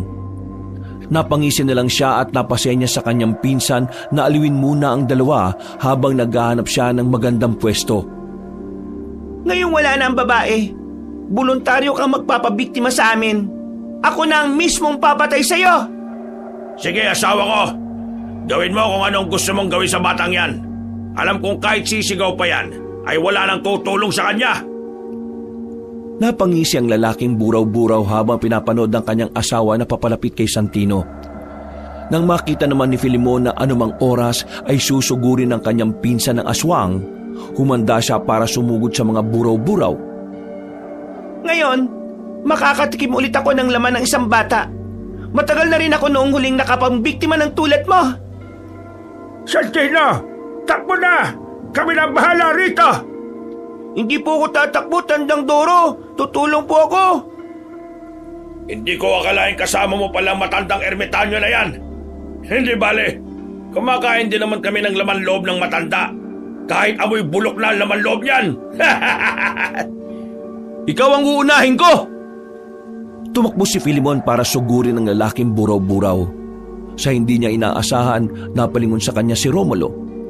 Ngumiti yun at bago pa man tuluyang makalapit si Filimon, hinambalos na niya ito gamit ang kanyang buntot.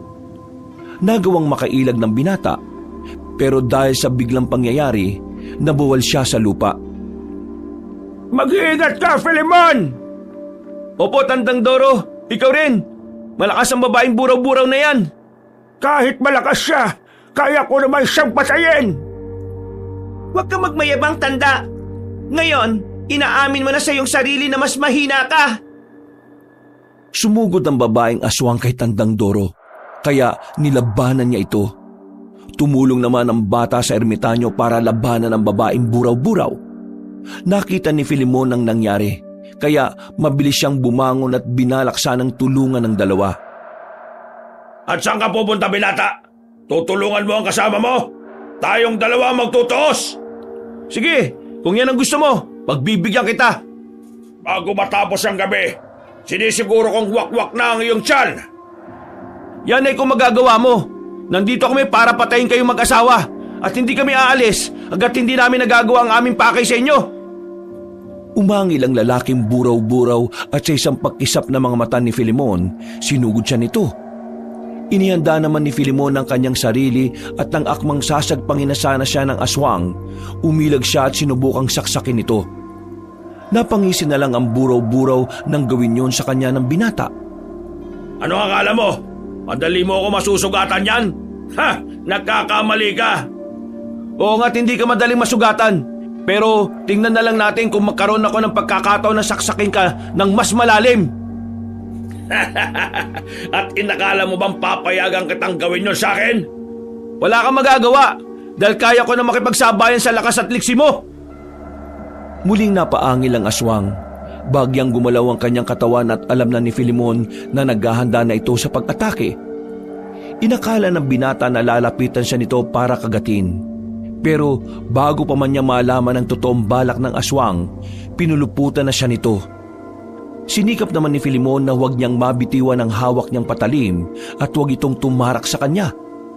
Ilang sandali pa, napansin niyang parang may kung anong kakaiba sa naging galaw ng buraw-buraw.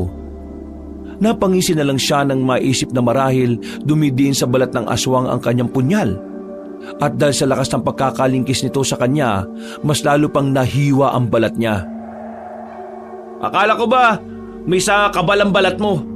Bakit ngayon dinaramdam mo ang sakit? Gusto ko lang ipaalam sa iyo na ang punyal na hawak ko ay bigay pa sa akin ng ermitanyo at ito ang ginamit niya para pumatay ng mga aswang. At dapat maging proud ka dahil ikaw na ang susunod na mamamatay gamit nito. Hindi ko papayagang mangyari yan. Ano akala mo sa akin, hangal? Sige, gawin mo kung anong gusto mo at gagawin ko rin kung anong iniisip ko. Talagang gagawin ko. Magpaalam ka lang sa mga kasama mo. Walang alam si Filimon sa binabalak ng buraw-buraw. Nakaramdam siya ng kaba kaya sinikap niyang magpumiglas para makaalis na siya sa ganoong sitwasyon. Ilang sandali pa, naramdaman niyang bagyang nagiging maluwag ang pagkakapulupot. Sinubukan niyang iangat ang kanyang kamay na may hawak na punyal. Sa hindi niya inaasahan, bago pa man magawa ni Filimon ang kanyang binabalak, ngumanga na ang buraw-buraw. At bigla siya nitong nilamon ng buo. Sobrang nataranta si Filimon, kaya nag-isip siya ng kanyang pwedeng gawin. Gagamitin sana niya ang kanyang patalim para kumapit sa bunganga ng aswang, pero bago pa man niya magawa ito ay dumaus-us na siya. Nung mga panahon yun, naisip niyang itarak ang patalim niya sa loob ng katawan ng nilalang. Nang magawa niya ito, naging malikot ang buraw-buraw. Palatandaan na nasaktan ito. Hindi tumigil si Filimon at mas lalo pa niyang diniinan ang kanyang punyal sa loob ng tiyan ng nilalang. Nagulat na lang siya nang magawa niya itong mahiwa at tuluyan siyang makalabas mula sa tiyan ng aswang. Anong ginawa mo sa akin? Hayop ka! Ikaw ang hayop! Kayo ang rason kung bakit maraming namatay dito sa liblib na lugar. Ha! Dahil nararapat lang din naman sa mga taong kagaya mo ang kamatayan. Alam mo kung kanino talaga dapat yon? Sa inyo. Ngayong nahiwa ko ng tiyan mo, madali ko nang mapupugot ang ulo mo. Yan ay kung magagawa mo. Hernanda, tulungan mo ako. Ha? Hindi! Nasaan ang asawa ko? Iniwan ka na niya. Alam niyang mahina ka na at wala nang laban. Mukhang ayaw niyang maging kagaya mo. Hindi ito maaari. Sige na, Filemon. Pugutan mo na ng ulo ang aswang na yan. Sinubukan pang manlaban ni Romulo. Pero nagawang makakyat ni Filemon sa kanyang katawan ng walang kahirap-hirap. Ilang beses din niyang tinangkang kagatin ng binata. Pero sa kada paggalaw niya'y natitigilan siya dahil sa sakit na kanyang nararamdaman. Hindi mo ba inaasahan na magagawa ko to? Bakit parang natigilan ka? Kung mapapatay mo man ako ngayon, paniguradong may isang buraw-buraw rin ang mabubuhay para patayin ka at ang iba pang mga tao na malalapit sa'yo. Tumigil ka na! Huling salita mo na yan dahil pupugutan na kita ng ulo! Ngumanga ang lalaking buraw-buraw para sana muling lulunin si Filemon. Pero bago pa man niya magawa ang kanyang binabalak, mas lumapit pa ang binata sa bandang liig ng aswang. Walang pagdadalawang isip niyang ginilitan ito. At kahit na nagwawala ang aswang, wala na itong nagawa dahil naging mahina na siya. Kalaunan, nagawa ni Filemon na pugutan ng ulo ang lalaking buraw-buraw. Kasabay ng pagbagsak ng katawan ng aswang, lumapag din sa lupa ang binata. Tandang Doro, ano nangyari? Paanong... Mas malakas ang babaeng buraw-buraw kaysa sa lalaki. Munti ka na niya kung mapatay. Mabuti na lang at naorasyonan ko siya para makaramdam siya ng kaba. Nang makita naman niyang ginihiwa mo ang tiyan ng asawa niya, doon na siya nataranta. Siguro, kung hindi mo nagawa yon, hindi rin ako makakapag-orasyon. Baka nakain na ako ng buraw-buraw na babae. Diyos ko po, mabuti na lang, yun lang ang natamo mo. Teka, tutulungan na po kita dyan, Tandang Doro. Maraming salamat. Sige, kaunti lang ito. Wala naman nangyaring maluma sa akin. Panigurado na dahil lang ito sa lakas ng mga buraw-buraw na yan. Madali lang naman itong gamutin. Mabuti na lang talaga, tumakas yung babaeng buraw-buraw. Kung hindi lang sana ako tinulak kanina ni Tandang Doro, nagtagumpay ang aswang na yun na makain ako. Maraming salamat po, Tandang Doro. Hindi bali na. Saka na natin problemahin yung buraw-buraw na yon. Ang mahalaga, napatay natin yung asawa niya at hindi na tayo mahirapang patayin yun. Sige, umuwi na muna tayo sa kuweba. Maganda tayo para sa susunod na paghaharap. Kailangan sa pagkakataong yon, mapatay na natin ang babaeng buraw-buraw. Tama po kayo, Tandang Doro. Kapag hindi natin napatay si Hernanda, may posibilidad na marami pa ang kanyang mabibiktima. Minabuti nilang tatlo na bumalik na muna sa kuweba. Hindi na nila sinundan pa at inalam ang kalagayan ng babaeng dayo dahil alam nilang nakalayo na rin ito sa paanan ng bundok. Nung makarating sila sa yungib, nagpahinga silang tatlo. Napag-usapan din nila ang patungkol sa itlog ni Hernanda na posibleng mapisarin at maging salot sa mga liblib na baryo. Dahil dito, pinagplanuhan nilang hanapin yun at sirain. Nagpahinga muna sila ng mga 3 araw dahil wala naman rin pagsugod ang babaeng buraw-buraw. Pagkatapos nito, nagsimula silang magplano kung paano nila susugurin ang kuta ng buraw-buraw para mabasag nila ang itlog nito. Nung makabawi na sila ng kanilang lakas, hinalugog nila ang buong kabundukan para mahanap lang ang pugad ng babaeng buraw-buraw. Inabot sila ng halos 1 linggo pero hindi sila tumigil.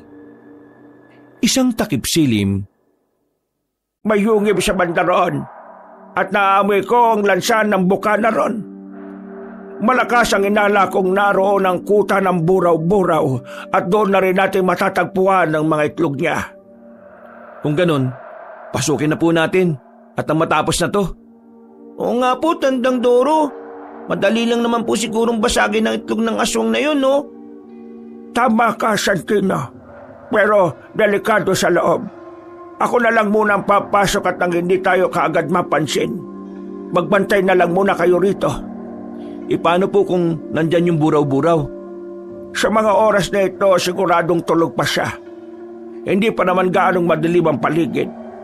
Aktibo lang yan kapag gabi na. Kailangan ko lang bilisan dahil baka magising siya at maabutan niya ako.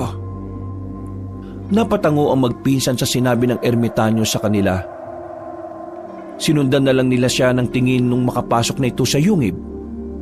Makaraan ng ilang sandali, parehong kinabahan sina Filemon at Santino dahil sa pangyayari. Dahil dito, minabuti nilang dalawa na silipin ang loob ng yungib. Nakita nilang maingat na naglalakad si Tandang Doro at napansin din nila ang isang bagay na naroon. Sigurado kung yan yung itlog ng buraw-buraw. Kung mababasag ni Tandang Doro yung itlog, mawawala na ng tuluyan ang lahi nila. Kaya kailangan din natin patayin si Hernanda. Kapag wala na siya, maipagiganti na natin ang tatay mo at mailigtas pa natin ang maraming tao. Uy, ayan na kuya. Malapit na si Tandang Doro sa itlog ng buraw-buraw. Teka, mukhang iba yung pakiramdam ko, Santino. Tara, sundan natin siya. Mukhang delikado yung sitwasyon niya. Pero baka kung magising ang buraw-buraw, panigurado na nandyan lang yan sa loob eh. Hintayin na lang muna natin dito si Tandang Doro. Napabuntong hininga na lang si Filemon dahil sa sinabi ng kanyang pinsan. Kagaya ng sabi nito, nagpasya na lang sila na hintayin ang matandang ermitanyo sa labas ng kuweba. Makalipas ang ilang sandali, nakarinig sila ng pagmumura ng ermitanyo sa loob at kasunod nito may kung anong nabasag doon. Napangisin na lang ang magpinsan dahil alam nilang napagtagumpayan ni Tandang Doro na basagin ang itlog ng buraw-buraw. Nabahala na lang silang dalawa nang hindi nila inaasahan ay nakarinig sila ng pag-angil. Naging malakas ang kutob nila na ang buraw-buraw yun, kaya sinubukan nilang sumilip. Saktong pagkabaling nila sa loob ng kuweba, sumilip din sa kanila si Tandang Doro. Nagtaka pa ang magkapatid dahil hindi siya nagsasalita at ulo lang ang kanyang ipinapakita. Ano, Tandang Doro? Nagawa mo na bang basagin ang itlog ni Hernanda? May narinig kasi kaming ingay sa loob eh. Mabuti po't hindi rin nagising ang buraw-buraw. Kung nagising siya, panigurado na nahuli na niya kayo at napigilan siya. Oo! Nagawa kong basagin ang itlog. Wala na ring susunod na henerasyon ng buraw-buraw. Hernanda, anong ginawa mo? Alam kong hindi ikaw si Tandang Doro. Ikaw babaeng buraw-buraw. Ako nga! Anong inakala ninyo? Mabubuhay pang matandang ermitanyo pagkatapos niyang basagin ang itlog ko? Ang taging pag-asa ng aming lahi! Anong ginawa mo kay Tandang Doro? Ang sama mo talaga! Mas masahol ka pa sa demonyo! Simple lang, kinain ko ang kanyang laman loob at pagkatapos binali ang kanyang leeg para madali para sa akin ang pugutin ang kanyang ulo. Nung naihiwalay ko na ang kanyang ulo, tinuro ko ang kanyang katawan. Inakala ko ngang may kabal siya pero ang hindi niya alam, walang silbi ang anumang proteksyon ng tao rito sa loob ng yugib ko. Ito ang ulo niya! Saluin niya! Ipinasa ng buraw-buraw ang ulo ni Tandang Doro kina Filemon. Napatras naman ang magpinsan. At noon lang nila nalaman na hinawakan lang pala ng aswang ang ulo ng ermitanyo. Napangisip pa sa kanila si Hernanda at napaangil. Humanda na rin ito para lumabas sa kanyang kuweba. Humanda kayong dalawa! Talagang nakahanda na kami.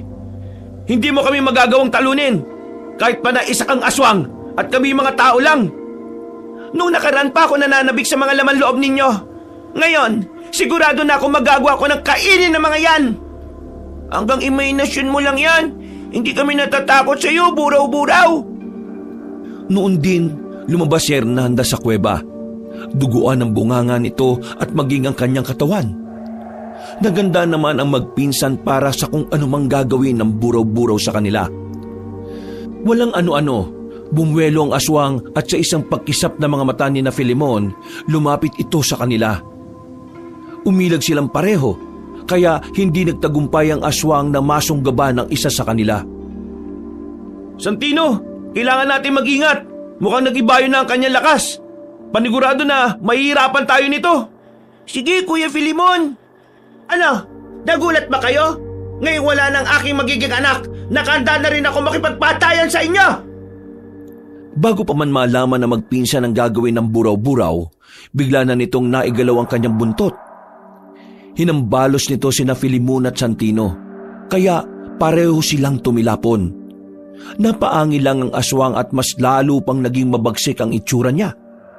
Napaungol naman ang magpinsan, pero kahit papaano, hindi gaanong nasaktan si Filimon dahil sa kabal sa kanyang katawan. Agad siyang tumayo. Hinawakan niya ang kanyang punyal at tumakbo siya para sugurin ang aswang. Sinalubong siya ni Hernanda at sinubukan siyang kagatin ito. Bago pa man makalapit ng husto ang buraw-buraw, nagawa ng makailag sa kanya ng binata. Ang liksi mo! Paano mo nagagawa yan? Huwag mong sabihin sa akin na... Ngayon mo lang pala napansin ang kakaibang gliksi ko? Bakit? Parang ahas na rin ba ako kung gumalaw? Matagal na akong maliksi at malakas. Ha? Kahit na ano pa man ang meron ka, kaya kitang durugin, kagaya ng ginawa ko sa ermitanyo. Anong akala mo? Hindi ko nararamdaman na meron kang tangang mutya. Kung hindi ako nagkakamali, may kukuka ng isang dambuhalang ahas. Wala ka ng pakialam dun. Kahit na ano pa man ang mutyang naririto sa akin. Iisa rin ang aking layunin, at yun ay patayin ka. Talagang napakabango ng laman loob mo. Ngayon pa lang, alam kong mabubusog ako sa atay at bituka mo. Nung mapansin naman ng binata ang paghahanda ng aswang, iginala niya ang kanyang paningin sa paligid.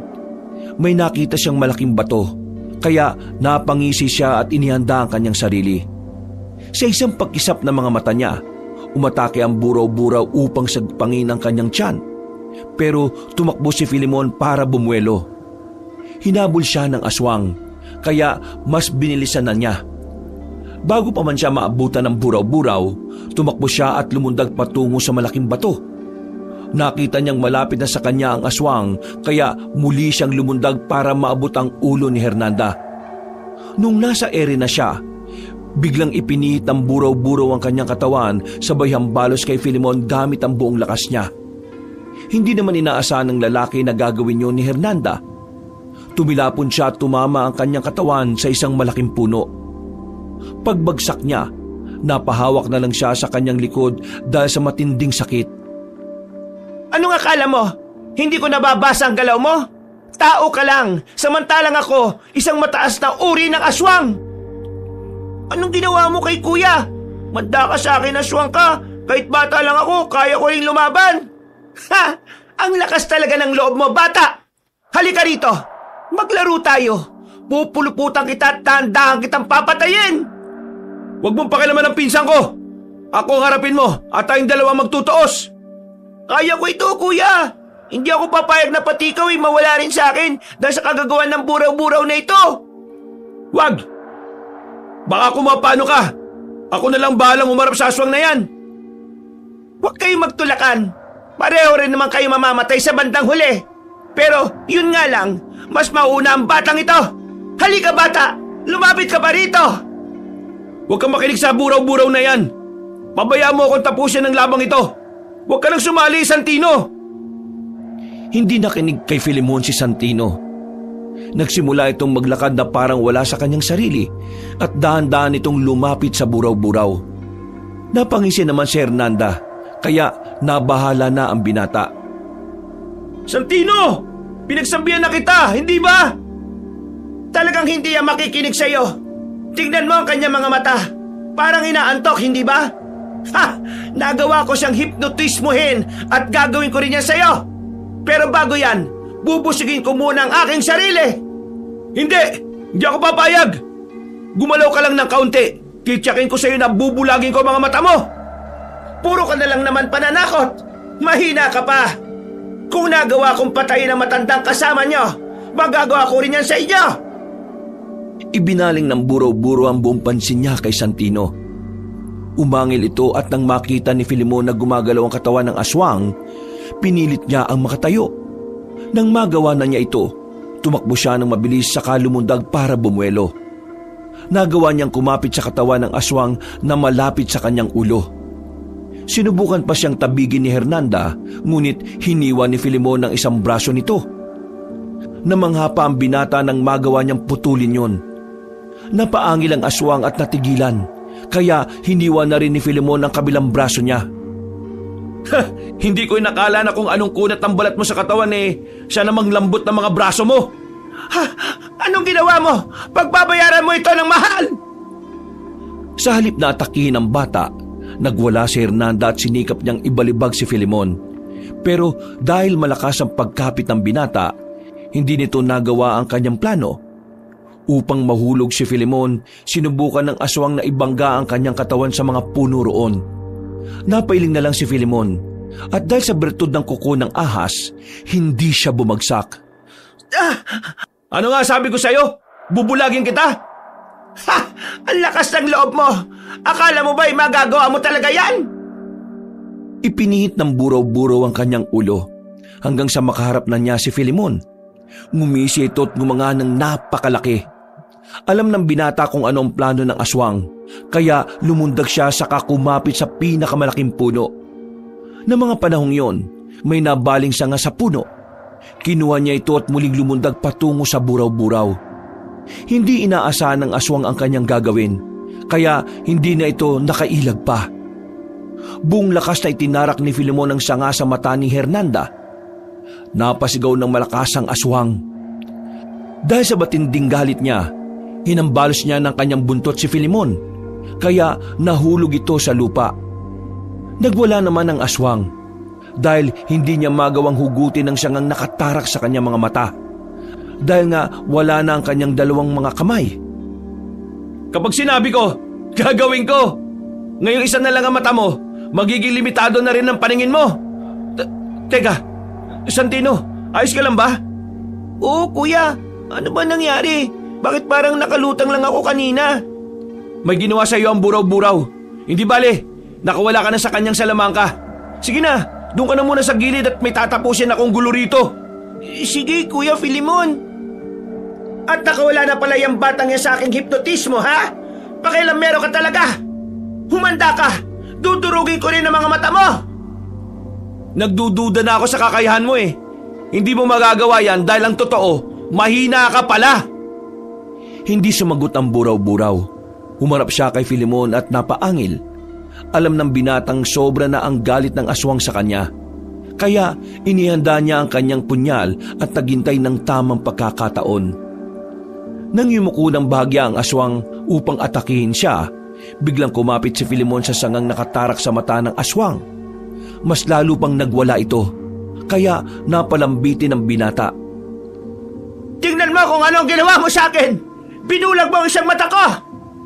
Dapat lang yan sa mga kagaya mo. Pero alam mo kung ano ang mas karapat-dapat sa'yo? Mamatay! Nang maramdaman ni Filemon na malapit na siyang mahulog, sinubukan niyang lumundag patungo sa katawan ng aswang. Kumapit siya rito at sinikap na huwag mahulog. Nagwala ulit ang buraw-buraw at sinubukan niyang kagatin si Filemon. Pero hindi niya ito maabot dahil sa sangang nakatarak sa kanyang mga mata. Nang mga panahong yon, itinaas ng binata ang kamay niya na may hawak ng punyal at sinikap na itarak yon sa liig ng buraw-buraw. Naging panay naman ang iling ng aswang, kaya hindi ito nagawang sugatan ni Filemon. Akala mo ba papayag ako sa binabalak mo? Kahit na anong gawin mo, alam kong unti-unti ka nang nangihina. Ilang sandali na lang, magagawa na kitang pugutan ng ulo. At paano ka naman nakakasiguro magagawa mo yan? Alam kong may takot pang naiiwan dyan sa loob ng puso mo. At ako ang dahilan yan. Nagkakamali ka. Kung may natitira man dito sa puso ko, yun ay galit. Galit sa'yo at sa mga kagaya mong aswang. Kung hindi dahil sa inyo, buhay pa sana ang tiyuhin ko. Wala akong pakialam sa kanya. At pati na rin sa iba pa naming naging biktima. Mahihina sila. At kapag mahihina, nagiging pagkain lang namin. Talagang wala kang awa. Hindi ka na dapat ang buhayin pa. At kayo, nararapat din kayong maging pagkain ko. Kaya humanda ka, binata. Ikaw at ang batang kasama mo ay magiging patawid gutom ko. Hindi ko papayagang mangyari yan. Pagkawikan ni Filemon, buong tapang siyang lumundag ulit patungo sa sanga ng puno na nakatarak sa mata ng aswang. Pagkakapit niya roon, naging mahina ang pagkakakapit ng sanga at nakaamba na itong mahulog. Wala nang nagawa si Filemon kundi ang sumugal. Lumundag ulit siya at dahil sa biglaang ginawa niya, hindi nakapaganda ang buraw-buraw. Nagawang maabot ng binata ang liig ng aswang at bago pa man siya nito kagatin, buong lakas niyang itinarak ang kanyang punyal doon. Kasunod nito, ginilitan niya ang lalamunan ng aswang.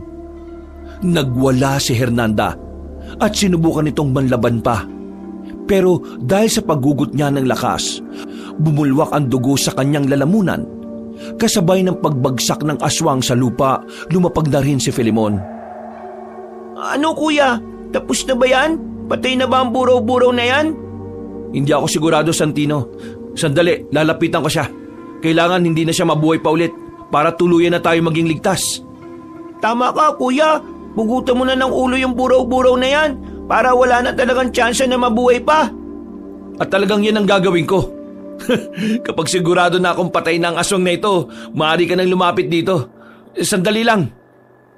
Nilapitan ni Filemon ang buraw-buraw. Nung makita niyang bahagya pang gumagalaw ang katawan nito, napailing siya. Nilapitan niya ang ulo ng aswang at walang pagdadalawang isip na pinugot ito. Napailing na lang siya nang makita ang durog na mata ng aswang. Ngayon, tsak na akong wala ng ibang taong magiging biktima. Kulang pa sana ang pagpugot ko sa ulo ng buraw-buraw na ito eh. Pero ito lang ang aking magagawa para maipagiganti ang mga biktima. Lalo na si Tio Nicasio. Kuya, ang galing mong makipaglaban. Hindi ko akalain kaya mong patayin ng ganun lang ang buraw-buraw. Buwis buhay ang ginawa mo ah. Ginawa ko yun para sa'yo. Kung hindi ko pinursigi ang pagpatay sa buraw-buraw na yan, at kung naging mahina ako, baka ngayon nasa tiyan na tayo ng aswang na yan. Mabuti nga't napugutan mo na siya ng ulo. Wala na siyang pagkakataon para makapambiktima ulit. Salamat talaga, Kuya Filemon. Oh, para saan naman yan? Sa pagprotekta mo sa akin, sa pag-aalaga. Kahit na wala na si tatay, kampante pa rin ako dahil kasama kita. Alam ko sa sarili ko na hindi mo ako pababayaan. Kaya nagpapasalamat ako sa iyo. Dahil sa matinding pagod ni Filemon sa naging laban niya sa buraw-buraw, napalumpasay siya sa lupa. Habang nasa ganoong sitwasyon, lumapit sa kanya si Santino. Napatitig pa ang bata sa katawan ng aswang saka naupo rin ito sa kanyang tabi. Ilang sandali pa, napatitig kay Filemon si Santino at napabuntong hininga. Oh, bakit parang ang lalim ng iniisip mo? May problema ba? Patay na ang buraw-buraw. Kuya, gusto ko pong umuwi na tayo sa nayon natin. Gusto ko pong doon tayo maniraan. Siguro naman, ligtas na tayo ron. Oo naman, Santino. Dahil wala na mga buraw-buraw, siguradong ligtas na tayo at wala na magiging salot sa buhay natin. Oo nga, kuya. Sayang naman ng bahay natin doon kung pababayaan na lang natin. Isa pa, yun lang din ang alaala ni tatay eh. Gusto ko, alagaan natin ang bahay at gamitin na rin ng lupain. Kung yan ang gusto mo, sige. Yan ang gagawin natin. Kahit na anong oras, kaya naman natin bumalik dito sa lugar na to eh. Tama kuya, wala na rin naman magiging panganib sa atin kasi patay na sina Hernanda at Romulo. Kung meron man, mga elemento na lang. Pero alam kong hindi nila tayo sasaktan kasi nirerespeto naman natin ang kanilang tirahan eh. Nagpahinga na lang silang dalawa sa loob ng yungib. Mabuti na lang at hindi yon sinarhan ni Tandang Doro nung umalis sila. Kaya nakapasok pa sila roon at nakapagpalipas ng gabi. Kinabukasan, maaga silang nagising. Sinubukan nilang balikan ang bahagi kung saan naganap ang unang laban nila sa mga buraw-buraw. Nagbabaka sakali silang mahanap nila ang bangkay ni Tio Nicasio roon. Pero hindi nila ito natagpuan. Hinayaan na lamang nila ito at nagpasya na silang bumalik sa kanilang nayon. Pinuntahan din nila ang bahagi kung saan nila iniwan ang kanilang sisidlan ng tubig, pero hindi na nila ito nakita. Nung naroon na sila sa kanilang baryo, nalaman nila na halos walang mga tao roon. Pumunta kasi ang mga yun sa bayan para umiwas sa pananalasa ng mag-asawang buraw-buraw. Magmula noon, namuhay sina Filemon at Santino sa nasabing baryo. Kung narito lang sana ang tatay mo, paniguradong masisiyan siya dahil wala na mga salot na nagbigay ng takot sa atin. Yun nga rin po ang iniisip ko, kuya eh. Siguro, ipinagmamalaki rin niya tayo dahil natalo natin ang mga buraw-buraw. Hindi ko akalain na kahit mababangis sila at walang konsensya kung pumatay, nagawa pa rin natin silang patayin. Kaya nga Santino siguro itinadhana ng Diyos na makilala natin si Dan ng Doro. Siya ang naging tulay para mabigyan natin ng katahimikan ng mga liblib na nayon dito sa atin. Ay, sayang nga lang no, namatay siya. Nakakaawa pa yung kanyang naging sitwasyon. Siguro nga kung di mo ako pinigilan pumasok, baka pati ako ganun din ang naging kapalaran. Ewan ko nga ba, bigla kasing lumakas yung kabog ng dibdib ko nung mga panahong yun eh. Parang may nagsasabi sa akin na pigilan ka. Kung ano man yun, dapat din tayo magpasalamat sa kanya. Kaya nga Santino, baka nga si Tio Nicasio yun Kung ganun, totoo nga yung sinasabi nila na binabantayan tayo ng mga yumao nating nagmamahal sa atin? Oo naman. Alam kong mahal tayo ni Tio Nicasio kaya kahit wala na siya, ginagawa niyang lahat para mabantayan tayo. Ay, ewan ko nga ba kuya. Parang masamang panaginip lang ang lahat ng ito, no? Parang hindi ko pa rin mapaniwalaan na wala na si tatay. Ako rin. Hindi nga rin ako makapaniwala Simpleng tao lang tayo na nakaharap ang mga malalakas na aswang. At nakasama pa natin ang isang ermitanyo. Sino ba naman na mag-aakalang ito mangyayari sa atin? Napatawan na lang ang magpinsan dahil sa kanilang naging karanasan. Sinubukan nilang kalimutan ang mga mapait na nangyari at itinuon ang pansin nila sa paglinang ng naiwang lupain ng kanyang tiyuhin. Natapos na rin kasi ang tagtuyot, kaya hindi na sila nahirapan. Makalipas ang maraming taon, lumaki na rin si Santino. Si Filimon naman ay nakapag-asawa ng isang taga-syudad. Dahil ayaw niyang mapahiwalay sa kanyang pinsan, minabuti nilang mag-asawa na manirahan na lang din doon sa baryo kung saan sila lumaki. Kahit papaano ay natuwa naman si Santino dahil sa ginawa ng kanyang kuya Filimon. Dahil kahit na may pamilya na ito, ay hindi siya nito pinabayaan. Mga kabangers, mga kayanggaw, si Kabanong po. Siya nga pala, bago ako magwakas, pwede pong humingi ng konting kahilingan. Sana po pagkatapos yung manood nito, bisitahin nyo rin po yung isang channel natin, yung Pamela Clamil. Doon sa channel na yon, nagnanarrate po ako bilang si Lolo Pael. At minsan, ako po bilang Kabanong. Kaya sana po ay mabisita nyo rin yon at huwag nyo rin pong kalimutan na mag-subscribe at mag-comment na rin. Maraming salamat. Wakas.